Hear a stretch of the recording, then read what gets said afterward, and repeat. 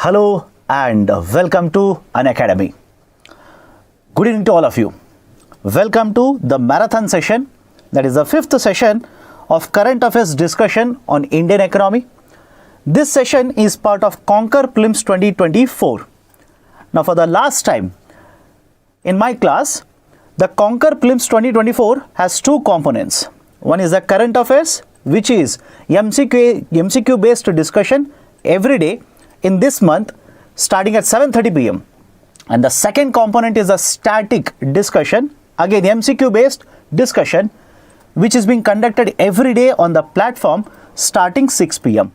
Those who are yet to join the sessions, please do watch the sessions live. And regarding the sessions, earlier sessions, the recorded sessions are available on the platform, specifically under the faculty profile, and in the YouTube already the videos are available. Now, let's start. Today's session will be a lengthy session. Before I start the discussion, if you like these initiatives, hit the like button and do not forget to subscribe to our YouTube channel.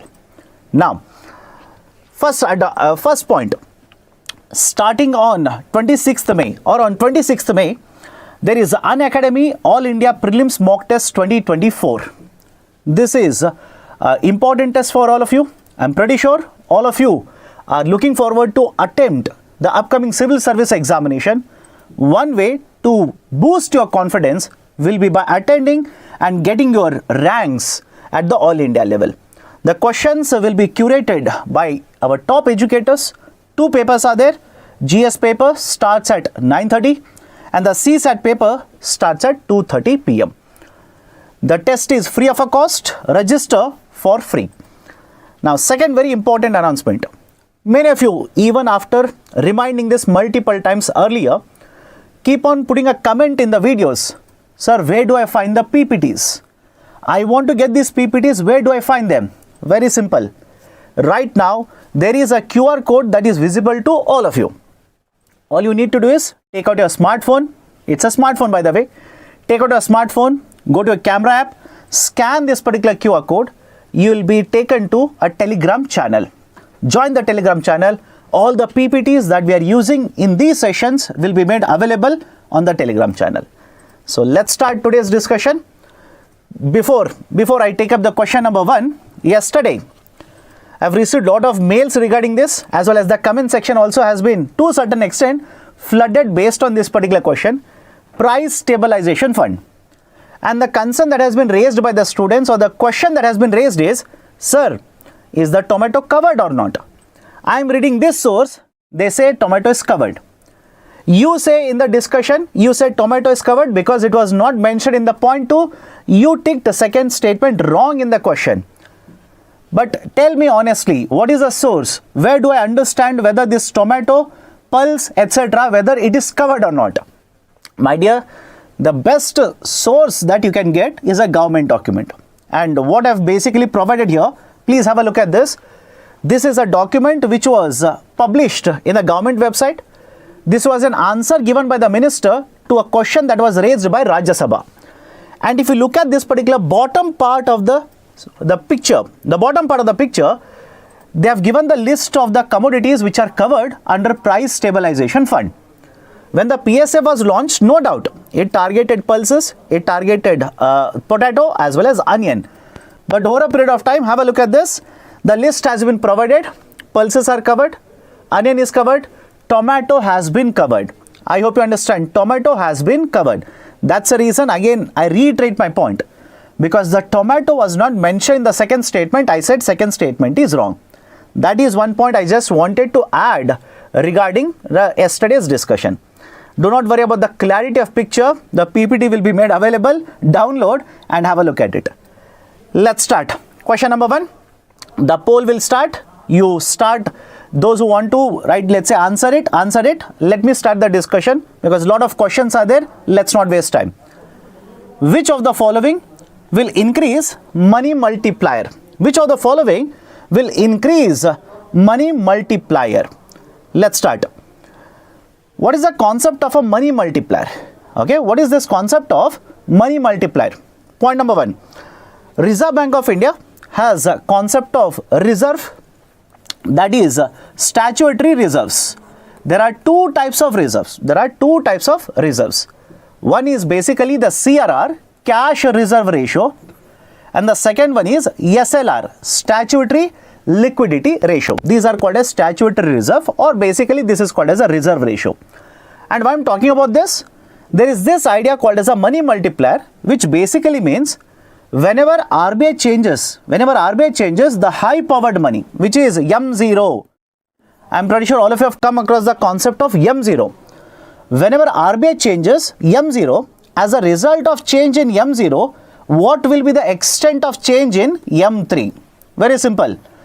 As a result of change in M0, what will be the change in M3? That is, when base money changes or high powered money changes, to what extent the total money supply in the economy changes. That measurement is called as money multiplier. And the formula that is given in multiple books is basically M3 upon M0. Remember this, M3 upon M0, that is the formula. Now, which of the following will increase the money multiplier? First one, reduction in CRR, reducing CRR. If RBI will reduce the CRR, banks will have more money. When the banks will have more money, they will lend more money. Because of the fractional reserve system, more deposits will be created, more loans will be created, more credit will be issued.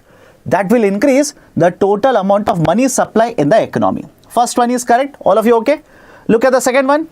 Increase in SLR, statutory liquidity ratio. If RBI increases SLR, statutory liquidity ratio, the banks will have to take out more of the deposits and use this particular deposit either to keep it in the form of cash, to either purchase gold in the market, or to purchase government securities. That will not increase money supply, that will rather reduce the money supply. Second one is wrong. Third one, very low CASA. Very low CASA. What is this CASA? Current account, savings account. Current account, savings account. Please listen to me very carefully. If CASA becomes very low, that is, people will deposit lesser and lesser money with the banking sector, don't you think money multiplier will not increase because of this? Is it okay? Let me know in the comment section. I'll repeat it again. CASA is basically current account and savings account, right? It's a short form, CASA. If people will keep lesser and lesser deposits in the banking sector, banks will mobilize lesser deposits. And if the banks will mobilize a lesser deposit, how can the money multiplier increase? Money multiplier will not increase. All of you okay? So third one is also wrong. In fact, a similar statement was given by UPSC earlier. That is, if the banking habit of the people increases. Right? Have you come across that statement? If the banking habit of the people increases, basically people will keep more deposits in the bank. And if the people will keep more deposits in the bank, the loans issued, credit issued will increase, and that will increase money multiplier. So second one is wrong, third one is wrong, first one is correct. Done, all of you okay? Reduction in the CRR. So right option for question number 1 will be option A is the right one. And 40% of you chosen option C, 33% of you chosen option A. Let me go to the second question now. Start. The poll will start. You also start. If you want to listen to the explanation, I'll explain now. Question number 2. Consider the following statements regarding Foreign Trade Policy 2023. Foreign Trade Policy 2023. Okay. Now, what is this concept of Foreign Trade Policy 2023? Government of India, once every 5 years, I repeat, once every 5 years, proposes a concept called as a Foreign Trade Policy. And under the Foreign Trade Policy, government will come out with certain policies, certain reforms, using which we will promote more and more exports. More and more exports will be promoted. The target is always promotion of exports under the concept of FTP. Now, very recently, that is, right, in the year 2023, Government of India has announced the latest foreign trade policy. What are the important points of this particular foreign trade policy? Point number 1, listen to me very carefully. This foreign trade policy doesn't have any sunset clause. Remember this. This foreign trade policy doesn't have any sunset clause. What do you mean by sunset clause? Basically, Government of India says, the foreign trade policies which were announced earlier have a duration of 5 years. They have a duration of 5 years. Now Government of India says, no, we will not have any kind of a duration, no expiry date will be provided for foreign trade policy. What does it mean? Government will keep on changing the trade policy as and when there is a requirement. They will not withdraw the foreign trade policy and announce a new trade policy. Basically, they will make changes. They will announce changes to the existing FTP based on the requirement, based on the changes in the situation. Done? So the policy promotes more incentive schemes to increase the overall exports. Absolutely wrong. Right? Understand this. This statement is absolutely wrong. The policy does not promote more incentive schemes. In fact, one of the objectives of the policy is from incentivization to remission.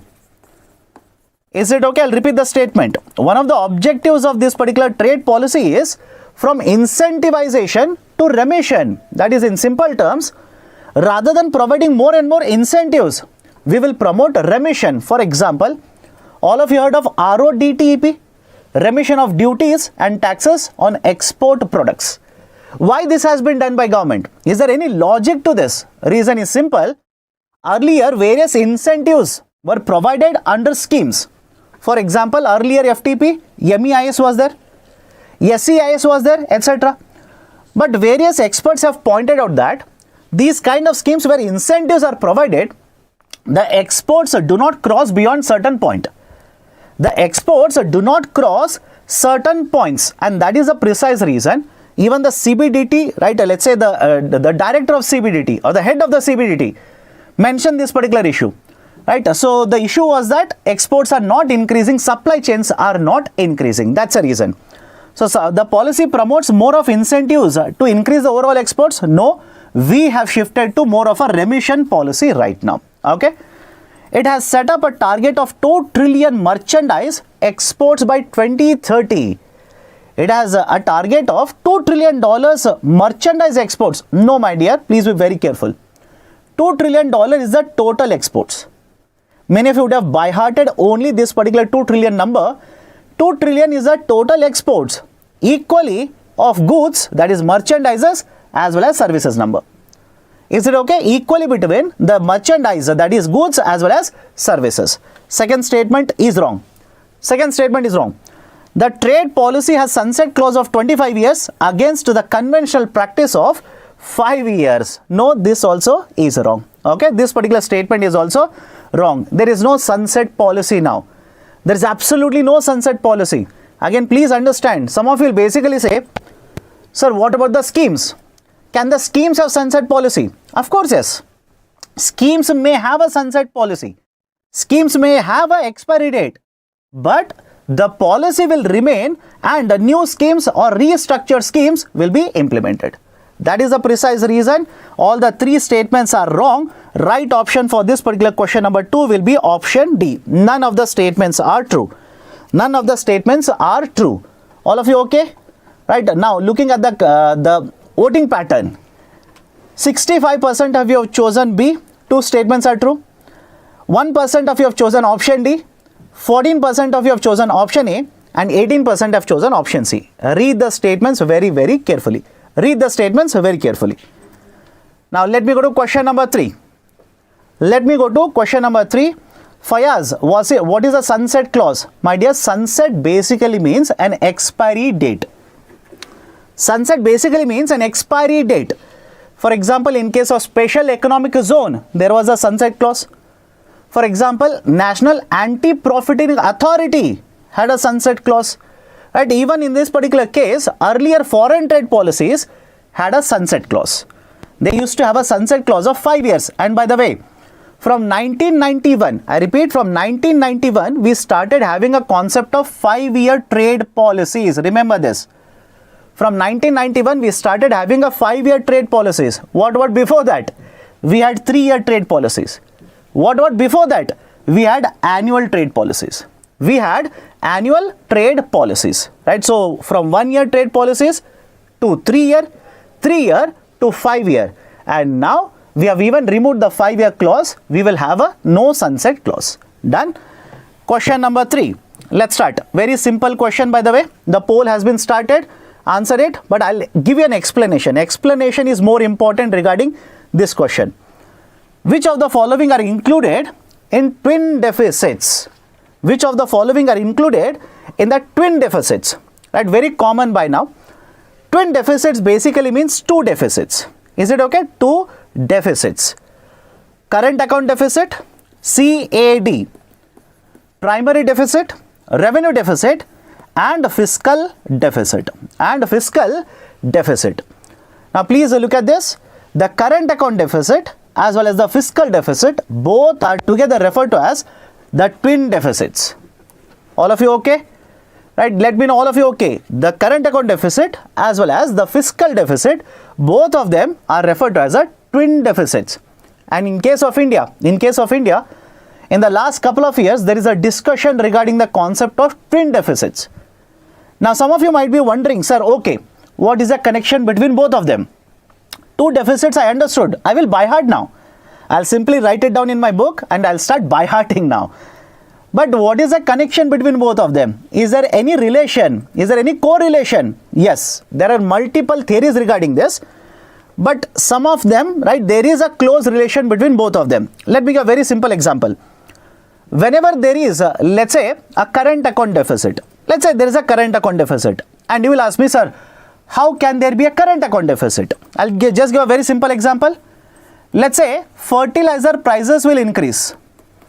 Think of this.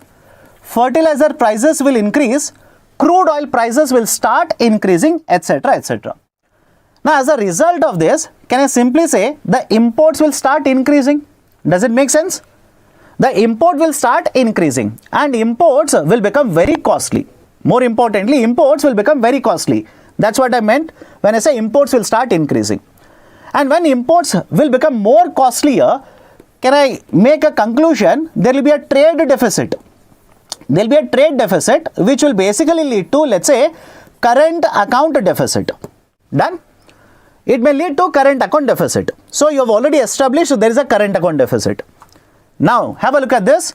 Fertilizer is imported. When the fertilizer is imported at a higher price,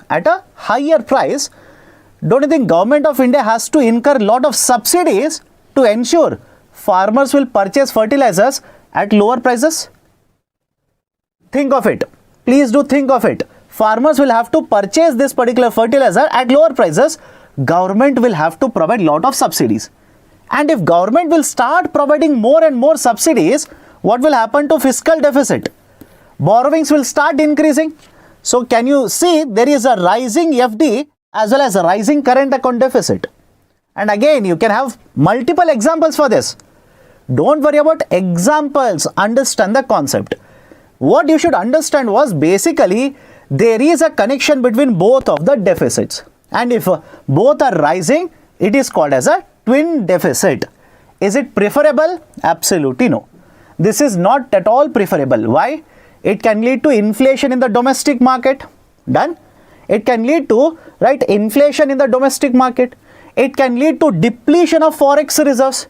It can lead to depreciation of domestic currency, right, so on and so forth. Those are the concerns related to the concept of twin deficits. So the right option for question number 3 will be option 1. Sorry, statement 1 and statement 2. Right option will be option C. Not at all difficult question. But based on this impact of twin deficit, I hope you understand impact. Right, what is the impact of twin deficits can be asked by UPSC. Now related to the deficit, there is one more concept I just want to discuss. There is one more concept called as a twin balance sheet. I hope you understand. There is one more concept called as twin balance sheet.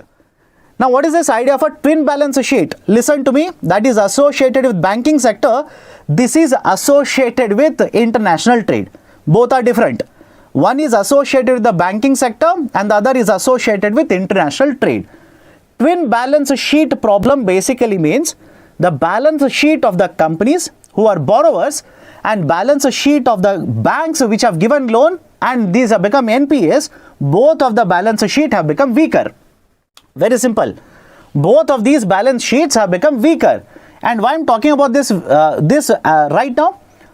Earlier, this was called as a twin balance sheet problem, TBSP, twin balance sheet problem.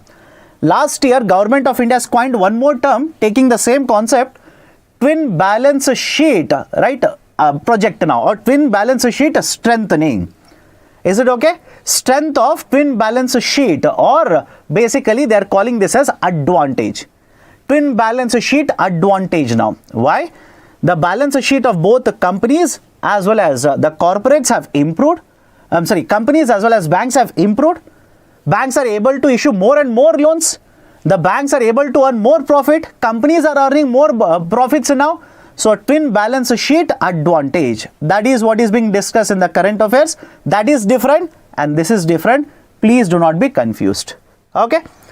Question number 3 is done. Let me go to question number 4 now. Let me go to question number 4. The poll has started. If you are interested, solve it or not, please listen to the explanation. Consider the following statements regarding fully accessible route. Fully accessible route. Now, what is this concept of fully accessible route? FAR, fully accessible route. Understand this carefully. Whenever FPIs will invest in India, there are 3 routes. I'll repeat the statement. Whenever FPIs, foreign portfolio investors, want to invest in India, there are 3 routes which are available. One route is medium term framework, MTF, medium term framework. Second one is voluntary retention route, and the third one is fully accessible route. All of you okay? The 3 methods or the 3 routes are very simple. Remember them. Right? One is a voluntary retention route, second one is a fully accessible route, and the third one is medium term framework. Now, earlier classes we have discussed the concept of VRR. Yesterday itself we have discussed VRR, voluntary retention route. Now today there is a question on the concept of fully accessible route. Let's start. Under this route, there will be investment ceiling that will be decided by Reserve Bank of India. There will be investment ceiling that will be decided by Reserve Bank of India. Now have a look at this. In case of the fully accessible route, Reserve Bank of India does not fix any ceiling. Is it okay? The RBI does not decide any kind of a ceiling. In fact, without FAR, there will be ceiling on the investments done by FPIs. Now, they will remove this particular ceiling. The investment limits ceiling will be removed. Okay, so first statement is wrong. All of you okay? First statement will be wrong. Second one, all the government bonds, including the sovereign green bonds, SGRB means sovereign green bonds, are covered under FAR. All of them are covered under FAR. Statement is wrong. Be very careful. Statement is wrong. Why? Reserve Bank of India will notify certain bonds, of Government of India, only they will be covered under FAR. Is my statement okay with all of you? Right? Reserve Bank of India will notify certain government bonds and only those bonds will be covered under FAR, not all the government bonds. For example, 5-year bonds of government, right? 10-year bonds of the government, 30-year bonds of the government, 7-year green bonds, 14-year green bonds. These are basically the instruments which are covered under FAR. But please understand, all the government bonds are not going to be covered. Second statement is wrong. FPIs, non-resident Indians, overseas citizens of India are allowed to use FAR route. Yes, this statement is true. Is it okay? This particular statement is true. I have taken this from Reserve Bank of India's website. Whatever other resources say, ignore it, go to RBI website, check it. There will be this particular statement provided. Okay. So, FPIs, non-resident Indians and overseas citizens of India are allowed to use FAR. Yes, these are the investors who are allowed to use FAR. So, one statement is correct. You need to find out how many of the above are correct. Question number 4, right option will be option A. Right, only one is correct. All of you okay? All of you okay? Anybody has a doubt? Do let me know. Sir, under VRR limit is there? Yes, my dear. Under VRR limit is there. Right, under voluntary retention route, limit in the sense RBI will allocate portfolio of limited investment. I'll repeat the statement. RBI will decide how much you will be investing under VRR route. Right? How much you will be allowed to invest, because there is a limited amount of money under VRR route that is allowed. Limited amount of money. So within that, how much should be allowed by you? How much should be allocated to you? RBI will decide that. Here, whatever limits are there, they will be removed. Okay, so all of you okay? So FPIs, non-resident Indians and overseas citizens are allowed to use FAR. Done? So first one is wrong, second one is wrong, third statement is correct. So right option for question number 4, right option will be option A. Only one of them is correct. So 51% of you have chosen B, 32% of you have chosen A, 11% of you have chosen C. Let me go to the next one. What about sovereign green bonds? My dear, sovereign green bonds are covered under the FAR. This I have been telling you from, I think, second class. Sovereign green bonds are covered. Go to Google and type. There is a notification which has been issued by RBI last year. Last year RBI has issued this notification. These are covered under FAR. Okay. Question number 5. Question number 5. Consider the following statements regarding dispute settlement under WTO. Dispute settlement under WTO. Poll has started. Those who want to answer, answer it. Let's start. The dispute settlement body will handle all the disputes in trade policies and investments. Be very careful. The dispute settlement body will handle all the disputes in trade policies and investments. Statement 1 is wrong. Why? Regarding investments, have you heard of a concept called as BIT? Bilateral Investment Treaty. Right? That was also there in the newspaper. Regarding investments, whenever there is a dispute between the countries, generally it is covered under the concept of bilateral investment treaty, and arbitration is done. There is an arbitration which is conducted whenever it is regarding the investments. But whenever it is regarding the trade dispute, whenever it is a trade policy dispute, definitely yes, the dispute settlement body will take it up. Okay. Second one. The members to dispute settlement body are elected periodically from the group of countries. The members are elected to the dispute settlement body. No, please understand. The WTO system is very simple. At the top of WTO, the highest decision making body is Ministerial Conference. Correct? The top, that is decision making authority, is Ministerial Conference. And by the way, all of you have read regarding Ministerial Conference, which happened very recently. Because most of you have read regarding Ministerial Conference, that's the reason rather than talking about MC, that is Ministerial Conference, I am talking about dispute settlement, which was in fact discussed in the recent Ministerial Conferences. Okay, now, the highest decision making body is Ministerial Conference. Under Ministerial Conference, that is, apart from Ministerial Conference, we have one more authority, General Council, GC, General Council. The day-to-day operations of the World Trade Organization are taken up by the General Council. This General Council will act as a dispute settlement body.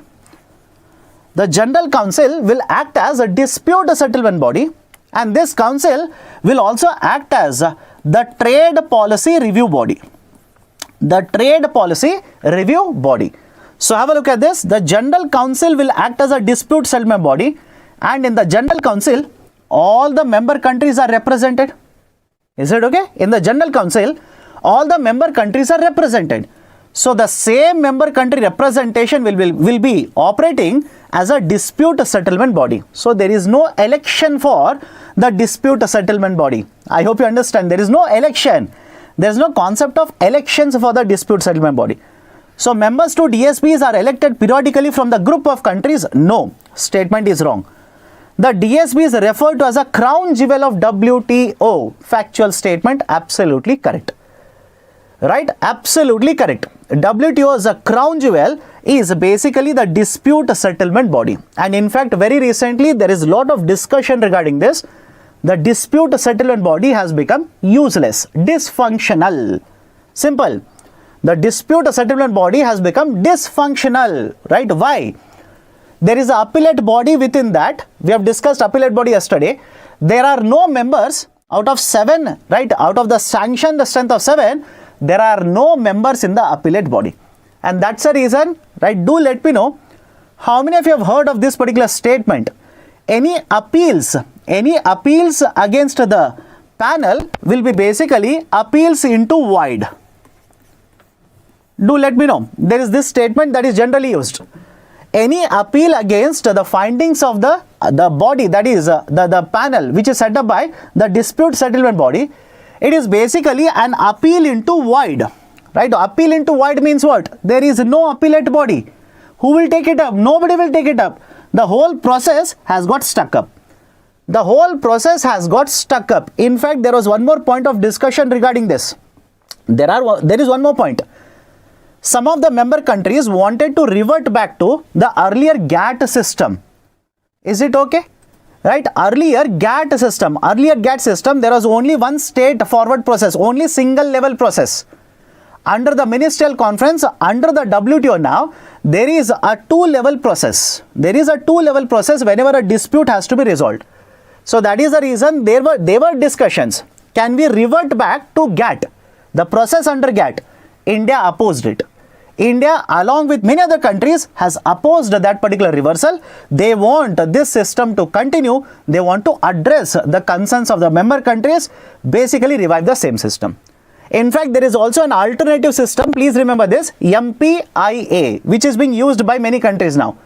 MPIA, multi-party interim arrangement, MPIA. Please remember all these particular terms. So first one is wrong, second one is wrong, third one is correct. Right option for question number 5 will be option A. All of you okay? Right, option A. Option A is the right one. 30% of you have chosen option A. 50% or 49% of you have chosen option B. Why, my dear? What was the issue? What is the issue? Investments, right? WTO handles issues, disputes regarding investments. Think of it. Does WTO handle issues regarding investments, right? There is this particular concept of BIT, bilateral investment trade. India has renewed its bilateral investment trade. Earlier BIT, it withdrew. New BIT has been proposed, etc., etc. Right? So that was also there in the newspaper. Please be very careful. Okay, what is TPRB? Trade Policy Review Body. Right, Trade Policy Review Body. Right, that is Trade Policy Review Body, TPRB. Right, so question number 5, option A is the right one. Okay, question number 6. Consider the following statements. Okay, the poll will be started now. Right, those who want to solve it, solve it. Let me start the discussion. Consider the following statements. With rising Forex reserves, the import cover rises. With rising Forex reserves, the import cover rises. Very much straightforward statement. Pretty much a straightforward statement. What is the concept of an import cover? The amount of Forex reserves that you have, which will be sufficient to pay for imports. How many months of imports? That is basically called as import cover. Is it okay? Import cover. Now, import cover in case of India, very recently, right, has crossed 10 months. It is somewhere in the range of 11 months. Higher the import cover, it basically provides a cushion to Reserve Bank of India, provides a cushion to the market. The market will know that RBI has sufficient amount of Forex reserves. Even if there is a volatility in the Forex market, RBI will take care of it. RBI will take care of it. So first statement, with rising Forex reserves, the import cover rises. Absolutely correct. The first statement is correct. Okay. Second one, the Forex reserves are sufficient to cover the entire external debt of India. Entire external debt of India. Now some of you will be confused. Why?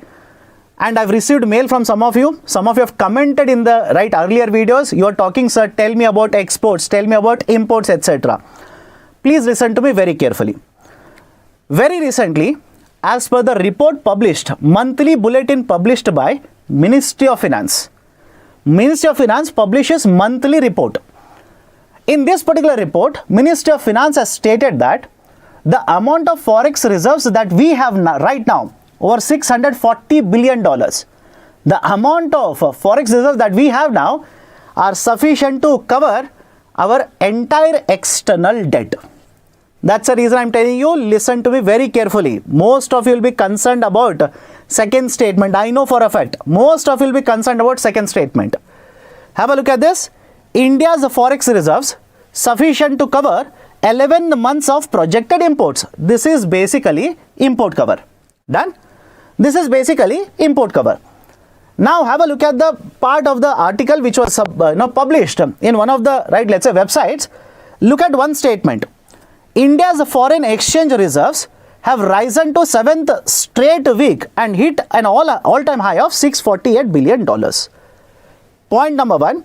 And point number two, right, have a look at this. Indian foreign exchange covers, right, are sufficient for 11 months, right, and according to the Ministry of, right, the Finance, that is monthly economic review report, right, this is published, right. Have a look at the next point. The foreign exchange reserves are sufficient to cover more than 100% of total external debt. Is it okay? Is it okay? Right? So the current foreign exchange reserves are sufficient to cover more than 100% of total external debt. Suddenly UPSC can ask you this. And this was published in the month of April, by the way. It was published in the month of April. That's the reason I'm saying be very, very careful. Be very careful. I know many of you will say it is impossible for me to read everything. That's the reason I'm here to assist you. Right? So be very careful. Suddenly UPSC can give a statement very recently.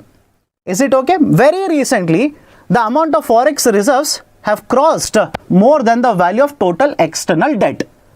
Right? So you would have read the old data. You will simply say no, but the reality would have been exactly opposite. Okay? So forex reserves are sufficient to cover the entire external debt of India. Correct. The inward remittances will add to forex reserves. Of course, this is a very, very factual statement and straightforward statement. The inward remittances, and the reason why I have taken inward remittances is the amount of inward remittances have crossed more than $100 billion into India. More than $100 billion. Right? So as a result of the more and more inward remittances that we are receiving, dollars are coming into India. Obviously, that will add to forex reserves of India.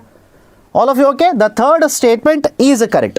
The third statement is also correct. Right option for question number 6 will be option C. All the three are correct. All the three are correct. 16% of you have chosen option 3. 16% of you have chosen option 3. Many of you have chosen other, right, let's say options. Now let me go to question number, right, 7. इस type का question नहीं आएगा, right? My dear, this particular comment or the post has been put by Govind Narayan. I wish that these kind of questions are not asked. I only wish. I'm going to bat on your behalf. Don't worry, because I know these kind of questions are very difficult. I know for a fact. Question number 7. Okay, let's start. Question number 7. Consider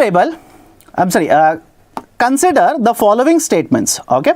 Consider the following statements regarding reasonable pricing controls policy announced by the government on fertilizers. Okay, reasonable pricing policy announced by the government on fertilizers. Right, point number 1. Reasonable pricing policy has been announced by the government very recently, this year itself. It has been announced very, very recently. And remember this reasonable pricing policy has been announced using the provisions of Essential Commodities Act.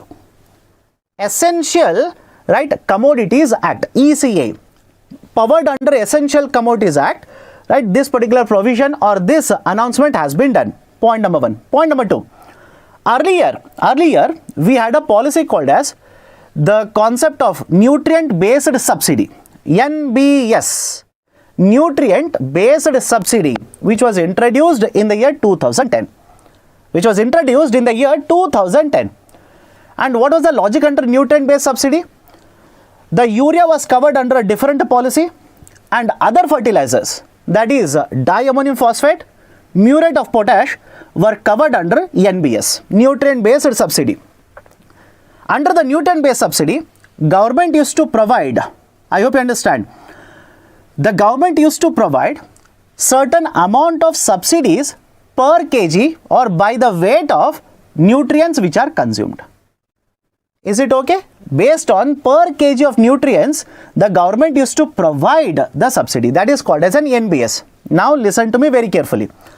Government of India very recently has announced a reasonable pricing control policy.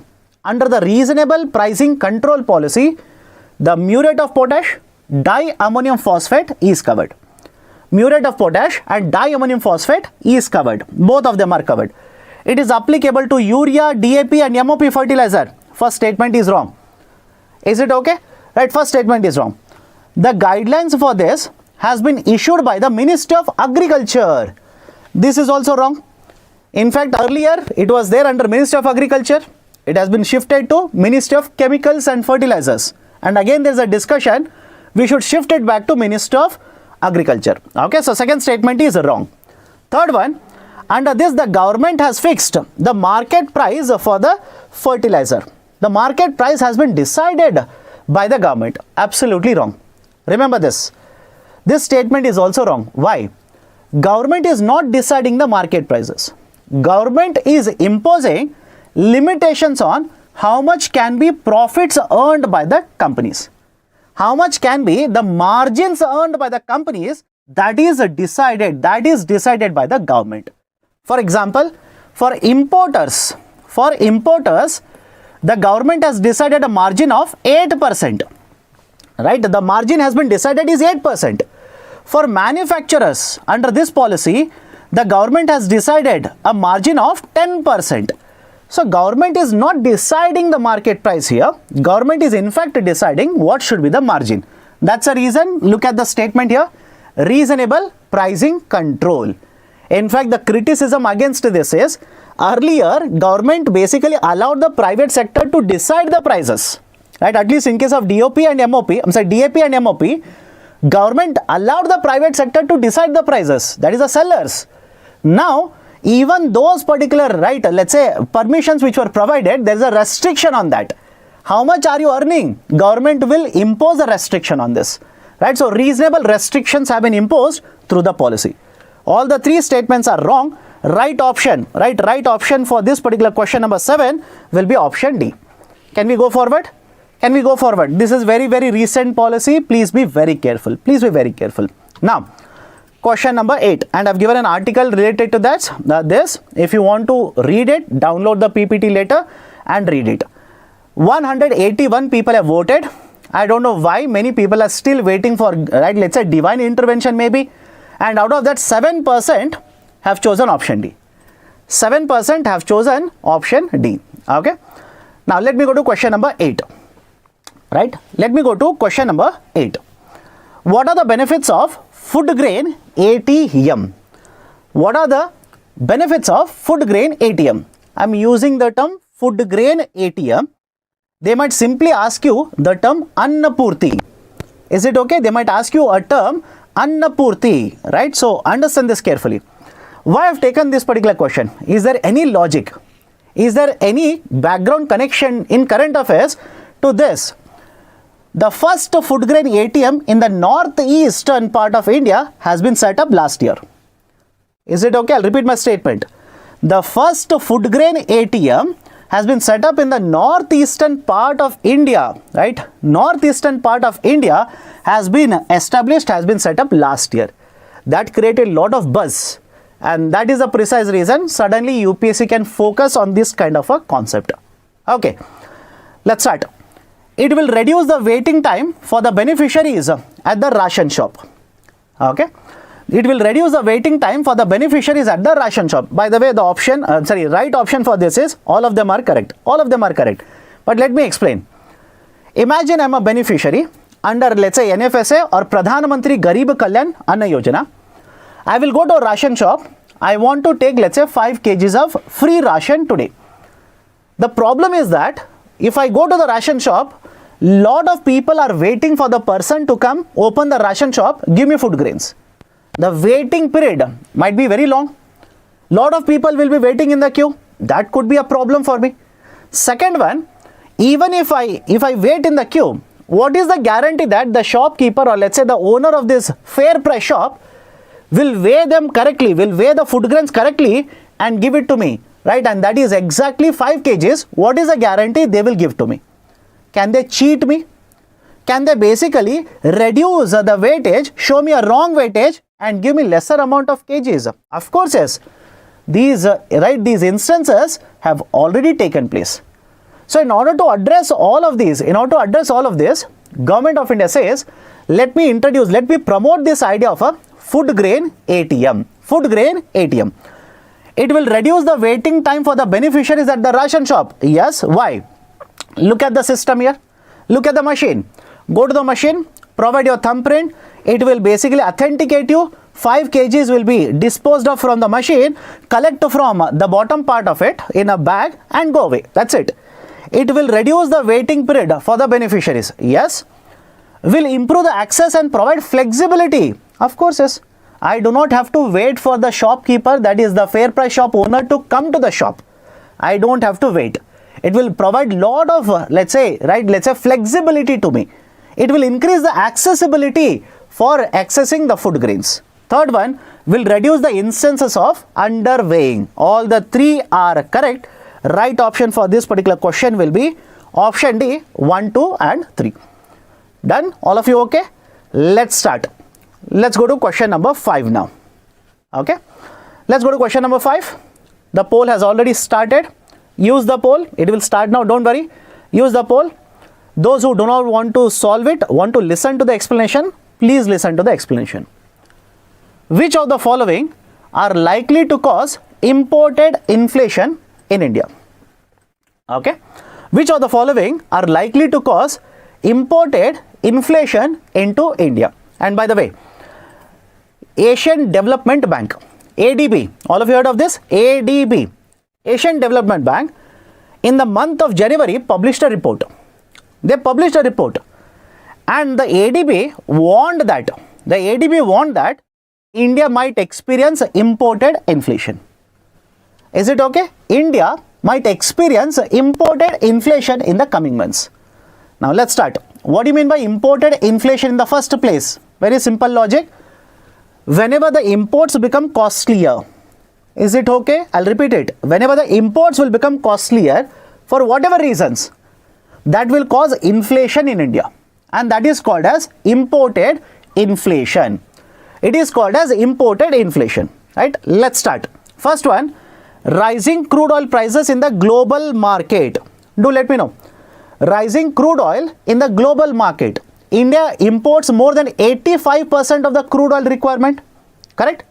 India imports more than 85%.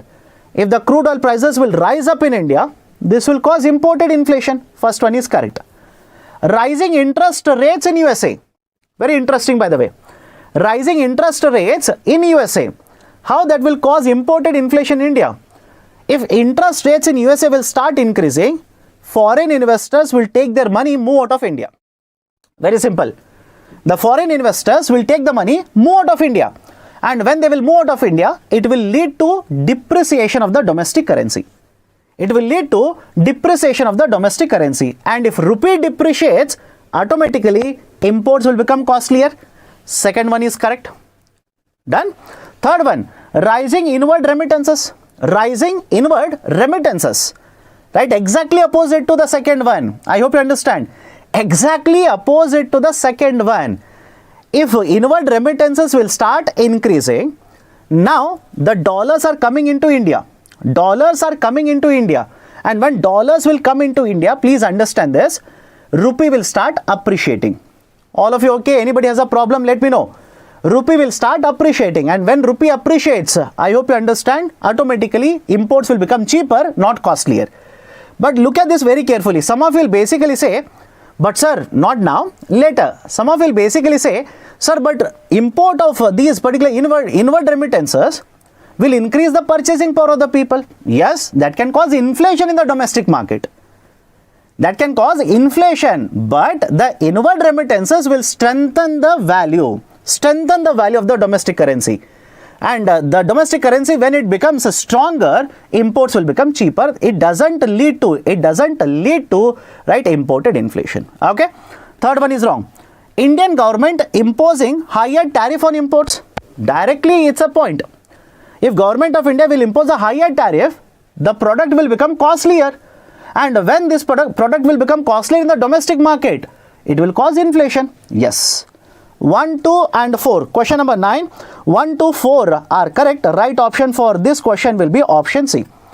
Right? Option C is the right one. Okay. Let me go forward now. Question number 10. Before that, for question number 9, 48% of you have chosen option C. Okay. Let's start.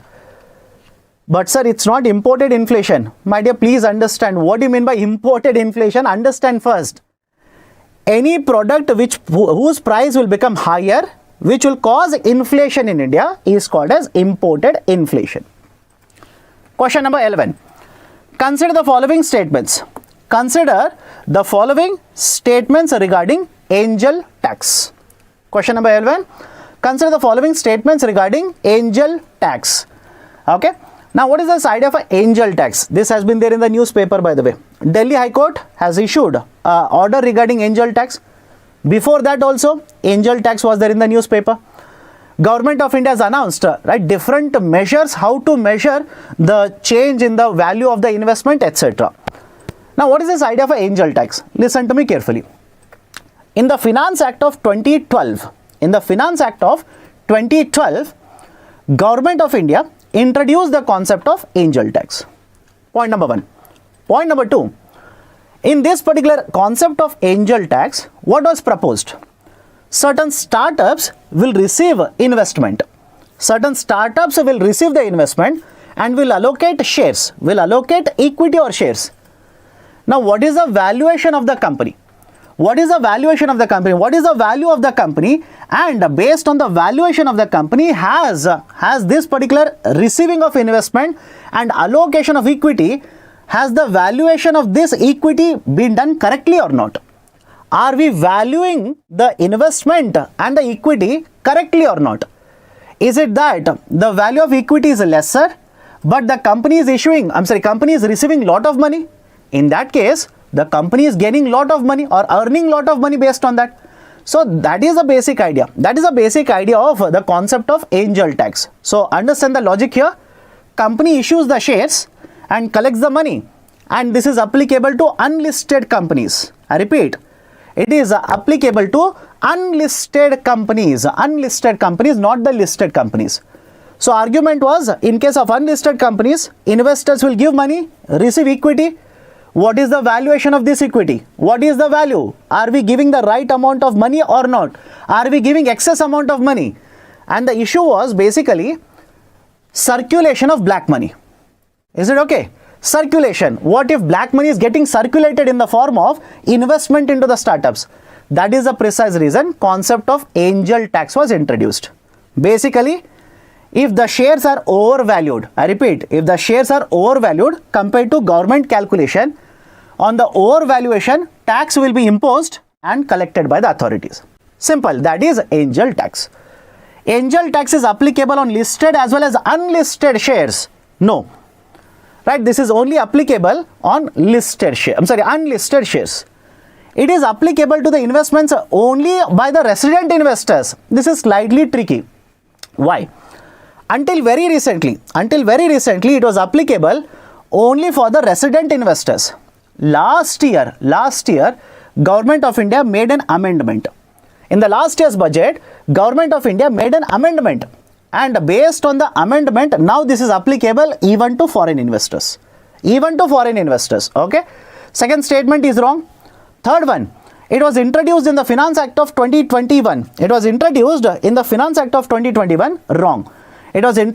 in the Finance Act of 2012. Okay, so all the three are wrong. Right option for the question number 11 will be D, none of the above statements. None of the statements are correct. All of you okay? All of you okay? Right, so 11, right option is option D. Now, let me go to question number 12. Okay. By the way, question number 11, option D, 29% of you have chosen correctly. Let's go to question number 12. Consider the following statements regarding corporate social responsibility. Corporate social responsibility. Okay. Now listen to me very carefully. Corporate social responsibility was introduced by Government of India back in the year 2013-2014. And very recently, we have completed 10 years. Is it okay? Very recently, we have completed 10 years, right, of implementation of CSR. And that is the precise reason CSR generally not important for prelims. I hope you understand. CSR is generally not important for prelims. It is mainly important for mains. But suddenly, because it has completed 10 years, UPSC can ask you a question on the CSR. Now, it is mentioned under Section 135 of the Companies Act.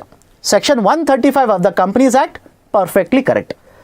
Perfectly correct. Yes, it is mentioned under Section 135 of the Companies Act. Remember the name of the section or number of the section.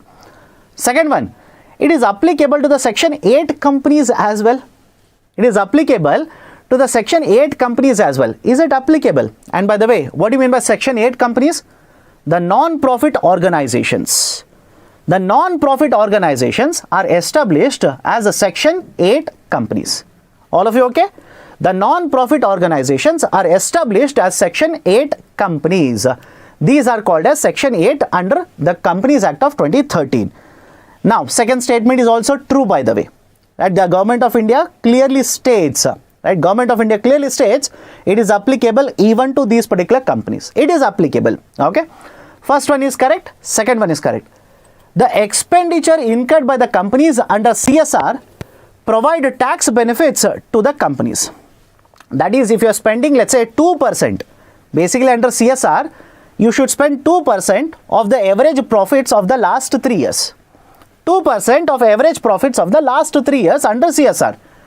If you spend under this, are you going to get any kind of a tax benefit? Are you going to get any kind of a tax benefit? Government says no. Absolutely no, right? You are not going to get any kind of a tax benefit by following corporate social responsibility. Third statement is wrong. Okay, third statement is also wrong. So 1 is correct, 2 is correct. Right option for question number 12 will be option B. Only 2 of the statements are true or correct. Can we go to question number 13 now? Can we go to question number 13? Right, and Pinky is asking why, sir? My dear, government by introducing the concept of, understand this, by introducing the concept of corporate social responsibility has changed the situation, has changed the viewpoint in India. What is the change in the viewpoint? Before the corporate social responsibility was introduced, it was generally felt it is the duty of the government to provide for social welfare. Is it okay? It was the duty of Government of India to provide social welfare. That was generally considered. Now, government says no, it is not just my duty. It is also the duty of the companies. Companies will also have to provide for social welfare. That is the reason. That's the reason the introduction of the concept of CSR has changed the viewpoint regarding who is responsible for promotion of the development, right, in case of India. Done? Let me go to question number 13 now. Question number 13, right, the poll will start. Those who are interested, solve it. I'll start solving now. Consider the following statements regarding Pradhan Mantri Garib Kalyan Anna Yojana. All of you heard of this? Pradhan Mantri Garib Kalyan Anna Yojana. Last 1 year, there has been so much of discussion regarding the Pradhan Mantri Garib Kalyan Anna Yojana. Now, what is the idea? Before pandemic, we had NFSA. Even now we have NFSA, National Food Security Act. Under National Food Security Act, there were 2 kinds of beneficiaries who were identified. Priority household, those who are asking PHH and AAY. My dear, if there is a question on food subsidy, these should not be a doubt for you, right? I hope you understand. If you are, right, reading correctly regarding food subsidy, I'm pretty sure you should have read about PHH as well as AAY. Let's start. Whenever you talk about food subsidies, under NFSA, there were 2 kinds of categories of beneficiaries identified.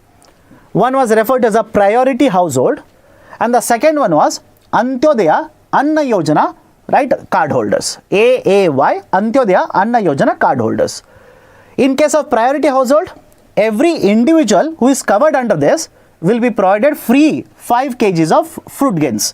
Now it is made free. Earlier it was 3 rupees, 2 rupees and 1 rupee for rice, wheat and coarse grains respectively. In case of Antyodaya card holders, for one household, 35 kgs of food grains were provided.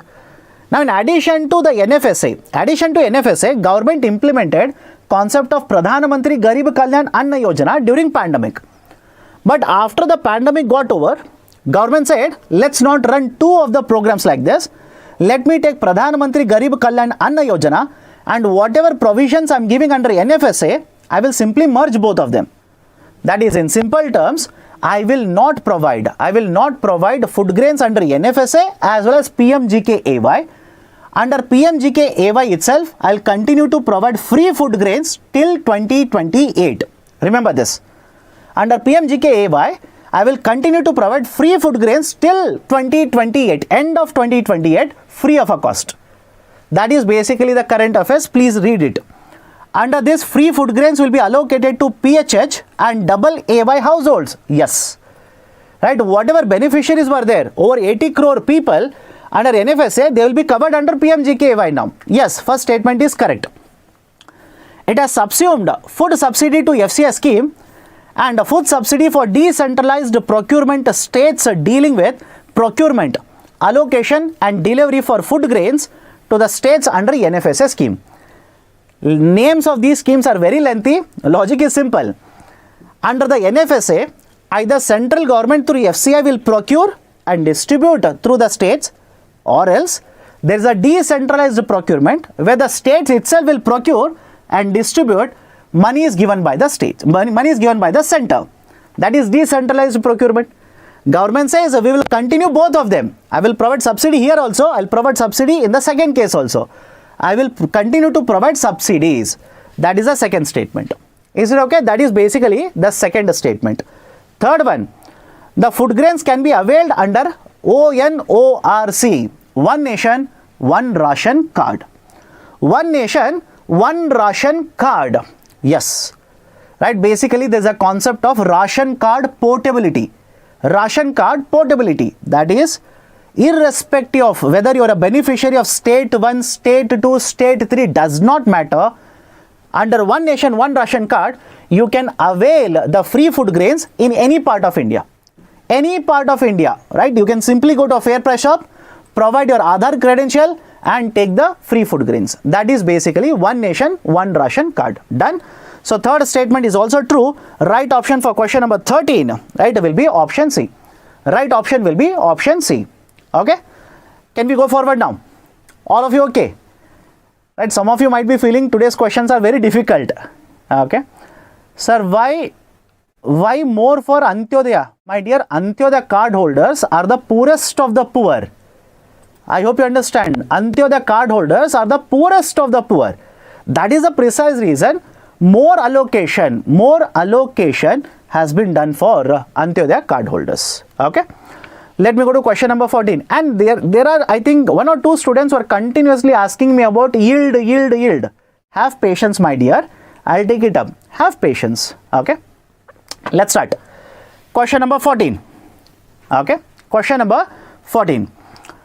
Right. Let's start. Poll has started. If you're interested, solve it. Otherwise, listen to the discussion. Which of the following are likely to reduce the gap between the yield rates of 10-year G securities and US Treasury bills? If you ask me, slightly technical question. It's right, a slightly technical question. Now listen to me carefully, right, because it's a technical concept. Government of India has issued bonds, 10-year bonds, correct? These are tradable in the market. The US government, right, the USA government also has issued the treasury bills. In USA, these are called as treasury bills. And there is also, right, the treasury bills which are tradable, right, treasury bills which are tradable in the USA market. Okay, these are also tradable in the USA market. Now listen to me carefully. Whatever is the yield rate on Government of India security is generally higher compared to yield rate on the treasury bill of USA. Is it okay? I'll repeat the statement. Listen to me carefully. Whatever is the yield rate for 10-year government security of India, it will be higher compared to the yield rate of USA Treasury bill. Now, coming to the point. Many of you have started typing now. Sir, what is yield rate? Listen to me very carefully. I'll take 1 minute. I'll just take 1 minute and I'll explain this. Everybody can see the piece of paper in my hand? Correct? Can everybody see? Right? This is my handwriting, by the way. Anybody in the classroom who says what is there, I'm not able to read it. Listen to me carefully. Listen to me carefully. Whatever is written on the bond is called as face value. This is called as face value. This is called as maturity. And this is called as coupon rate. Is it okay? Face value, maturity and coupon rate. I will issue this to you. Is it okay? I will issue this to you. Now, if you purchase this bond in the market at 95 rupees, listen to me carefully. If you purchase this bond at 95 rupees and after 1 year, you will get 6 rupees. I'm sorry, 6 rupee 50 paisa. You will purchase this at 95 rupees and you will get 6 rupee 50 paisa. What is your earnings rate? How much earnings have you earned by purchasing and owning this instrument? Can I simply say 6 rupee 50 paisa divided by 95? All of you okay? All of you okay? But imagine if you purchase this at 105 rupees, not at 95. If you purchase this at 105 rupees, is it okay? You will get the returns, which is a 6.5, 6 rupee 50 paisa divided by 105. Is the logic okay? Is the logic okay? Which means, listen to me very carefully. Yield rate means how much will be the returns that you earn on an instrument. Is it okay? The yield rate will be how much will be your returns that you earn on the instrument. And the yield rate is dependent on your investment. Right? The yield rate is dependent on your investment. If you invest more, you will get lesser yield rate. If you invest lesser, you will get more yield rate. Finally, right, have a look at this. Finally, is it okay if I say yield rate is inversely related to market prices? Do let me know. Right? This is what you need to remember. Get it tattooed somewhere, become like a Ghazni, right? So, logic is simple. Yield rate is inversely proportional to the market price. Simply remember this. And as the market prices will change, yield rate will simply change in opposite direction. Now, come to the point here. Contractionary policy of Federal Reserve. Contractionary means what? Money supply will come down. If the money supply will come down, listen, if the money supply will come down, don't you think interest rate and yield rate in the market should start increasing? Perfect. It should make perfect sense.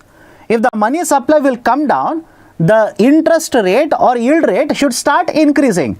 So, in case of Federal Reserve, if the yield rates will start increasing, what will happen to the gap between the yield rate of government securities of India and the yield rate of treasury bills of USA government? Don't you think the gap will start coming down? Is it okay? Don't you think the gap will start coming down? So, contractionary monetary policy, will it reduce the gap between the 10-year government securities in India as well as the treasury bills of USA? Yes, it will reduce. Look at the point number 3, right? Directly related to point number 3, right? Higher inflation rates in USA. Now, you tell me, if there is a higher inflation rate in USA, what do you think will happen to monetary policy of USA? Will the monetary policy become expansionary or contractionary? Is it okay? Will the monetary policy in USA will become expansionary or contractionary? It will be made contractionary, which is basically again the extension of the first point itself. Is it okay? Basically connected to the first point. Will it reduce the gap between USA as well as the Indian government yields of the bonds? Yes, it will reduce. Second point. Contractionary monetary policy by RBI. Contractionary monetary policy by RBI, right? If RBI will follow contractionary monetary policy, if RBI will follow a contractionary monetary policy, money supply will come down, interest rates will start increasing. Interest rates will start increasing and the yield rate on 10-year government bonds will also start increasing. So, the gap that is existing between the USA Treasury bill bond and a Treasury bill of USA and the 10-year government bond will start increasing. All of you okay? Second one is wrong. First and third is right. All of you okay with this idea, right? So please remember, basic idea is simple, right? So yield rate is opposite to market prices. Simply remember that. So right option will be option B for question number 14. Option B will be the right one. Again, I'll repeat it. Again, my dear, please listen first. You should be right open to listening first. If money supply increases, what do you think will happen to interest rates? Tell me, if money supply increases, what will happen to interest rate? Interest rate should increase. You have 100 rupees. Interest rate in the market is, let's say, 7%. Will you purchase a government bond which will offer you 6% yield rate? Let me know. You have 100 rupees, interest rates in the market is, let's say, 7%. Will you purchase a government bond which will offer you 6% yield? You should not accept it. If you say yes, do not invest in the market. You do not know how the market operates. Why? You should also demand the same 7%, which means the yield rate on government bonds will also start increasing. That generally happens in the market. It generally happens in the market. So first one is correct, third one is correct. Right option for question number 14 will be option B. Okay? Now, right, there was a reason. Please have a look at this article. You will realize it. Let me go to question number 15. Okay? Consider the following statements regarding the Muni Bonds. Right? This was also there in the newspaper. Why? Indore municipality has become the first municipality in India to issue green municipal bonds. Green municipal bonds. Is it okay? I'll repeat it again. Indore municipality has become the first in India to issue green municipal bonds. Right? That is basically green bonds. Green bonds which are issued by municipalities. Green municipality bonds. Okay? Now, let's start. NSE has launched the first municipality bond index. Yes. Right? Remember this. Yes. NSE has become, right? So, NSE has launched the first municipality bond index in India. Please be very careful. Statement 1 is correct. Second one, the Muni Bonds are backed by the center. Hence, these are preferred over the PSU bonds. Please remember this. Muni Bonds basically is a short form for municipality. Okay? Muni Bonds is nothing but short form for municipality. So, municipality, do they have a backing of the government of India? Backing means, are they guaranteed by the government of India? No. But even then, remember this carefully, the coupon rate that is offered on the municipal bonds is slightly higher. And that is the precise reason the investors in the market are preferring the Muni Bonds over the bonds of PSU. Only because the coupon rate offered is higher. Then second statement is wrong. Third one, the municipalities are also allowed to issue green bonds. I have already told you the answer to this. Right, I have already told the answer to this. Yes, municipalities are allowed to issue the green bonds. So the third statement, right, is wrong. Third statement is correct. So first one is correct, third one is correct, second one is wrong. And by the way, please understand this. Municipality bonds have become very famous now. Reason being, the various schemes which are implemented by the government of India. For example, all of you heard of Amrut scheme, Amrut Yojana. Under Amrut Yojana, government of India implemented that scheme, or for that matter even smart city project, where lot of municipalities were identified. Cities have been identified. They are supposed to implement lot of infrastructure projects. But where is the resource? Where is the financing? Many of these have been asked to go to the bond market, issue these particular bonds and raise the bonds. Raise the capital for the implementation of infrastructure projects. That is the reason this idea of municipal bonds are there in the discussion. Be very careful. Done? So question number 15.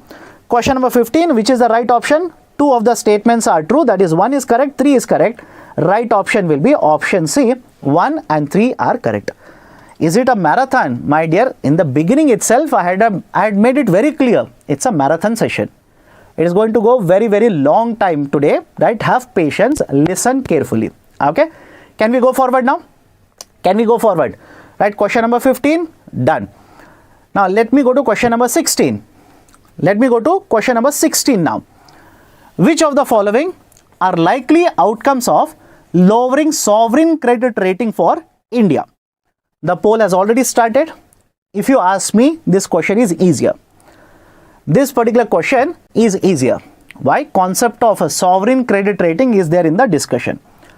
Indian government very often has been alleging, has been criticizing the sovereign credit rating policy which is followed by the global rating agencies.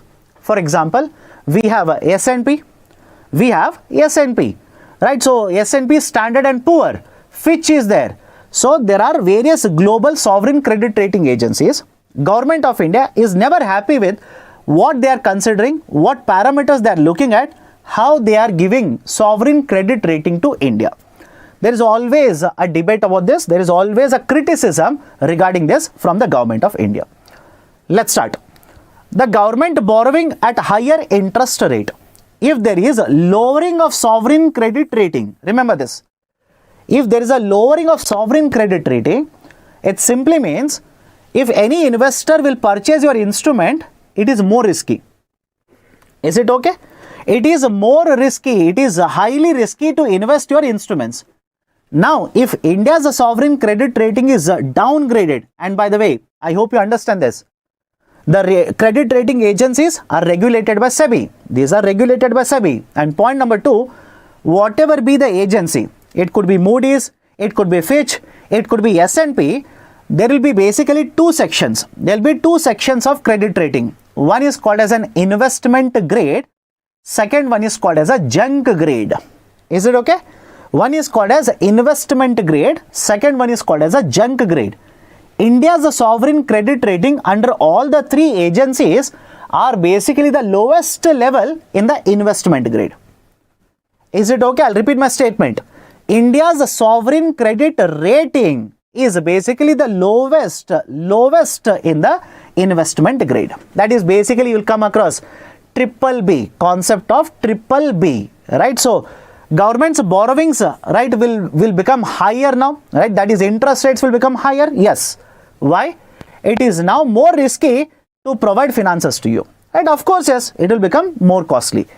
Second one is slightly interesting. Domestic private sector external borrowing at lower interest rate. Domestic borrowing, that is, let's say, right, domestic private sector companies will go to the foreign market. Now they will be able to borrow at a lesser rate of interest. No, absolutely no. Many of you, I'm sure, pretty much I'm sure, at least some of you will be confused regarding the second statement. Will they be able to borrow at lesser or higher? Answer is, now they will be allowed to borrow at higher rate of interest. Higher rate of interest. Why? Imagine you are a USA investor. Okay, imagine you are a USA investor. I'm an Indian company. The sovereign credit rating has come down, right? Sovereign credit rating has come down. I will come to you. I will offer a bond. Don't you think because I'm coming from India, if the government itself, right, is more risky now to lend to government, obviously you will associate the same risk to me. Is it okay? You will associate the same risk to me as well, right? So you will offer me the investment, but at a higher rate of interest. At a higher rate of interest. Domestic private sector external borrowing at lower interest rate. No, they will be offered, but at higher rate of interest. Domestic currency will depreciate. Yes. Why? Why so? If there is a sovereign credit rating downgrade, investments will start flowing outside. Very simple.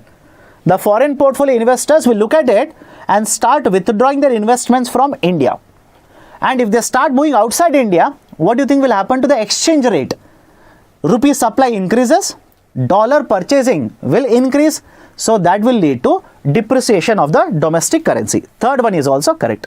So all of you okay? So 1 is correct, 3 is correct. Question number 16, option A is the right one. Option A is the right one. Okay. Question number 17 now.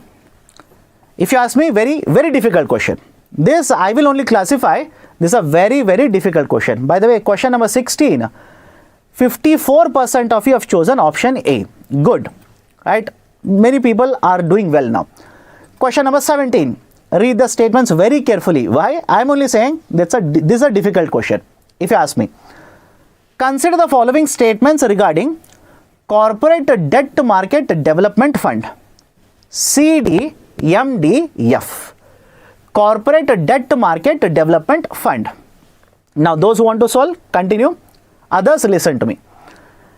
During, right, certain instances, for example 2008, right, 2010, 2019, 20, etc., there was one issue.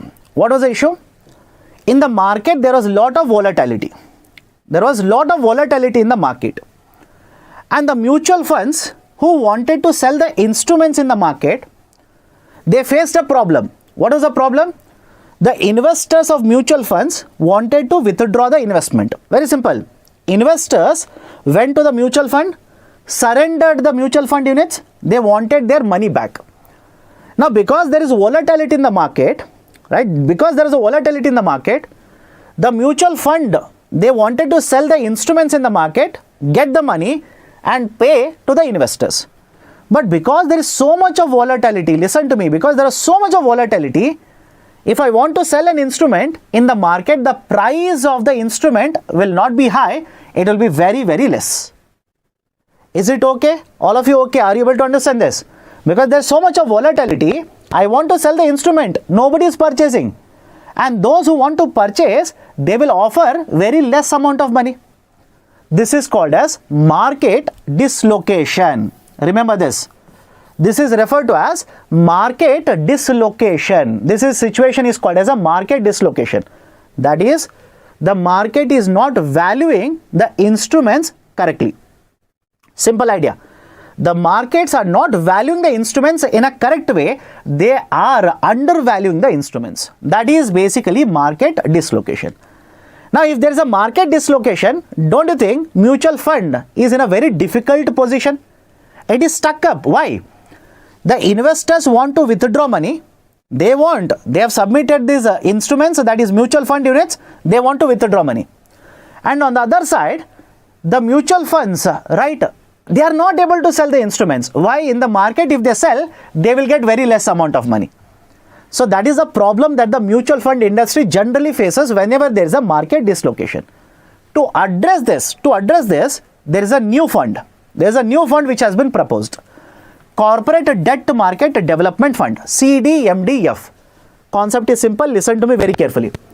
CDMDF has been established in India as an AIF, Alternative Investment Fund, AIF. Because it is a fund, where has the money come from? Where has the money come from? The money has come from mutual fund companies. Mutual fund companies have contributed and we have set up, right, basically a fund, right, that is CDMDF. Now, what is the use of the fund? What is the use of this particular fund? Imagine there is a market dislocation. The mutual fund companies are unable to sell the instruments in the market. Even if they sell, they will not get the right amount. Now they will be allowed to sell these instruments to CDMDF. Is it okay? Are you able to understand? During a market dislocation, they will be allowed to sell this right to CDMDF. But there are conditions. There are conditions here. What are the conditions? If you want to sell a bond to CDMDF, you are not allowed to sell this instrument which has a junk grade. Is it okay? Are you able to understand? If you want to sell this bond to CDMDF, you will not be allowed to sell a bond which will have junk grade. Right? Investment grade bonds are accepted, purchased by CDMDF. And even the CDMDF says, when I will give money to you, right, they have a formula based on, right, certain number of days, what is the average pricing, based on that they will give you money. What they say is, I will not give you complete amount, based on the calculation I will not give you complete amount. 90% of this value I will give you money, remaining 10% I will give you the units of Corporate Debt Market Development Fund. This is basically the concept of CDMDF. Please be very careful. It has been, right, it has been discussed a lot in recent times. Why? This is considered as one of the reforms in the bond market. This is, right, basically, right, one of the reforms in the bond market. That's the reason I've discussed this, okay? And I'm only saying it's a difficult question. It's a difficult question. It will be dealing with corporate debt of investment grade and junk grade. No. It will not be dealing with, right, the junk grade instruments. Absolutely no. It is set up as an alternative investment fund. Yes. Right? Yes. Third one. CDMDF shall buy listed as well as unlisted securities. This is also wrong. Why? CDMDF will only touch listed securities. Is it okay? CDMDF will touch only the listed securities, not unlisted securities. Okay, so third one is also wrong. Only the second statement is right. Right option for question number 17 is option A. Right, so 149 of you have voted, right, and 20% of you have chosen option A. I hope you have read at least those 20%. I hope you have read this particular concept. It was discussed. Government of India announced it, right? SEBI announced it. There was a proposal also put forward, etc., etc. Okay. Now, let's go to question number 18. Right? Let's go to question number 18. Consider the following statements regarding SGB and gold ETF. SGB and gold ETF. And those who are wondering, sir, what is this SGB? Sovereign gold bonds. Sovereign gold bonds. Is it okay? Right. So consider the following statements regarding SGB and gold ETF. Those who know, solve it. Others, listen to me. Both attract capital gains tax when traded. Underline the term when traded. Slightly tricky statement. Why? Sovereign gold bonds will have a maturity period of 8 years. Is it okay? Sovereign gold bonds will have a maturity period of 8 years. Now, if you keep this particular sovereign gold bond for full duration, if you keep this particular sovereign gold bond for full duration 8 years, government doesn't impose capital gains tax. But if you trade it, by the way, there is a lock-in period of 5 years. There is a lock-in period of 5 years. That is, after 5 years, you can trade them. After 5 years, you can trade these particular sovereign gold bonds. So have a look at this. Once you trade the sovereign gold bond, government will impose capital gains tax. Is it okay? All of you okay? Right. So first statement is correct. Right. Both attract capital gains tax when traded. When traded. The important term is when traded. If you keep this particular sovereign gold bond for a duration of 8 years, government will not impose anything. Government at the maturity will give you market price of the gold and the taxes will not be imposed. But if you trade it, definitely yes, government will impose, right, the taxes. First one is correct. SGBs and gold ETFs will add to government borrowings. Please look at the statement carefully.